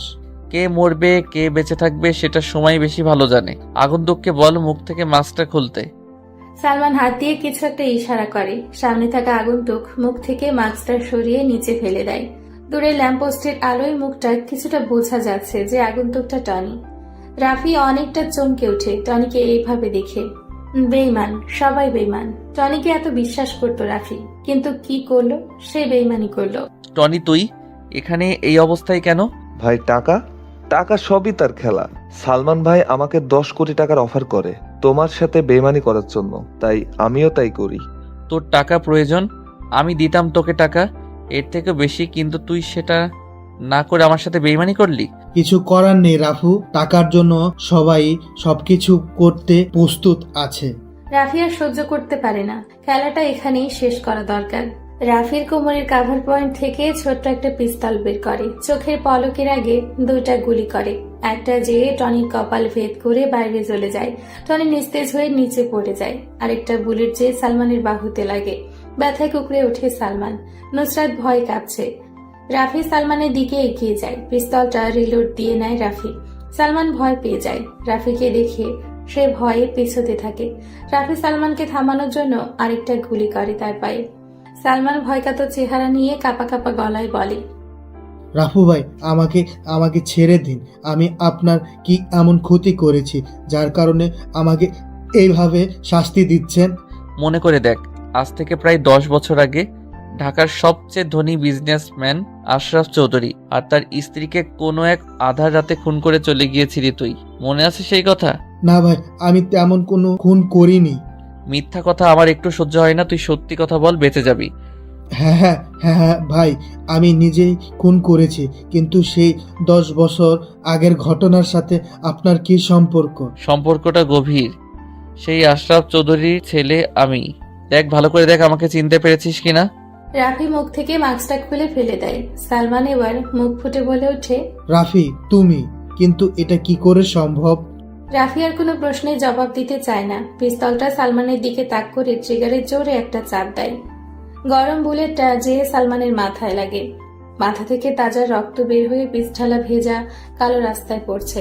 নুসরাত দৌড়ে এসে রাফিকে জড়িয়ে ধরে। রাফি বুঝতে পারছে নুসরাত অনেক ভয় পেয়ে আছে, তাকে শান্ত করতে হবে। তাই রাফি বলে, এই নুসরাত, তাকাও আমার দিকে। একজন রাফিয়ানের হবু বউ হয়ে এভাবে ভয় পেলে চলবে?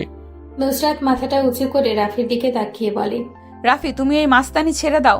তোমাকে নিয়ে আমার অনেক ভয় হয়। যদি তোমাকে হারিয়ে ফেলি তাহলে কি হবে আমার? ছেড়ে দিব সব মাস্তানি, কথা দিলাম। আমাকে নিয়ে ভয় পাওয়ার কিছু নেই। আমি সারা জীবন তোমারই থাকবো। কিছুদিন পর তোমাকে সারা জীবনের জন্য পেতে তোমার বাসায় যাব। সারা জীবনের জন্য পেতে চাই মানে? বুঝতে পারছি না আমি। তোমার আর কিছু বোঝা লাগবে না। আর বিয়ে নিয়ে কথা বলতে যাব তোমার বাসায়। রাফির মুখ থেকে এমন কথা শুনে নুসরাত লজ্জায় লজ্জিত হয়ে যায়। রাফি নিজের রেইনকোটটা খুলে ফেলে দেয় রাস্তার মাঝে। রেইনকোটের নিচে থাকা শার্টের কলারে নুসরাত 2 হাত দিয়ে জাপটে ধরে। রাফিও নিজের প্রিয়সীকে আগলে নেয় নিজের বাহু ডোরে। তাদের এই ভালোবাসার সাক্ষী হয়ে রইল এই মুষলধারে বৃষ্টি।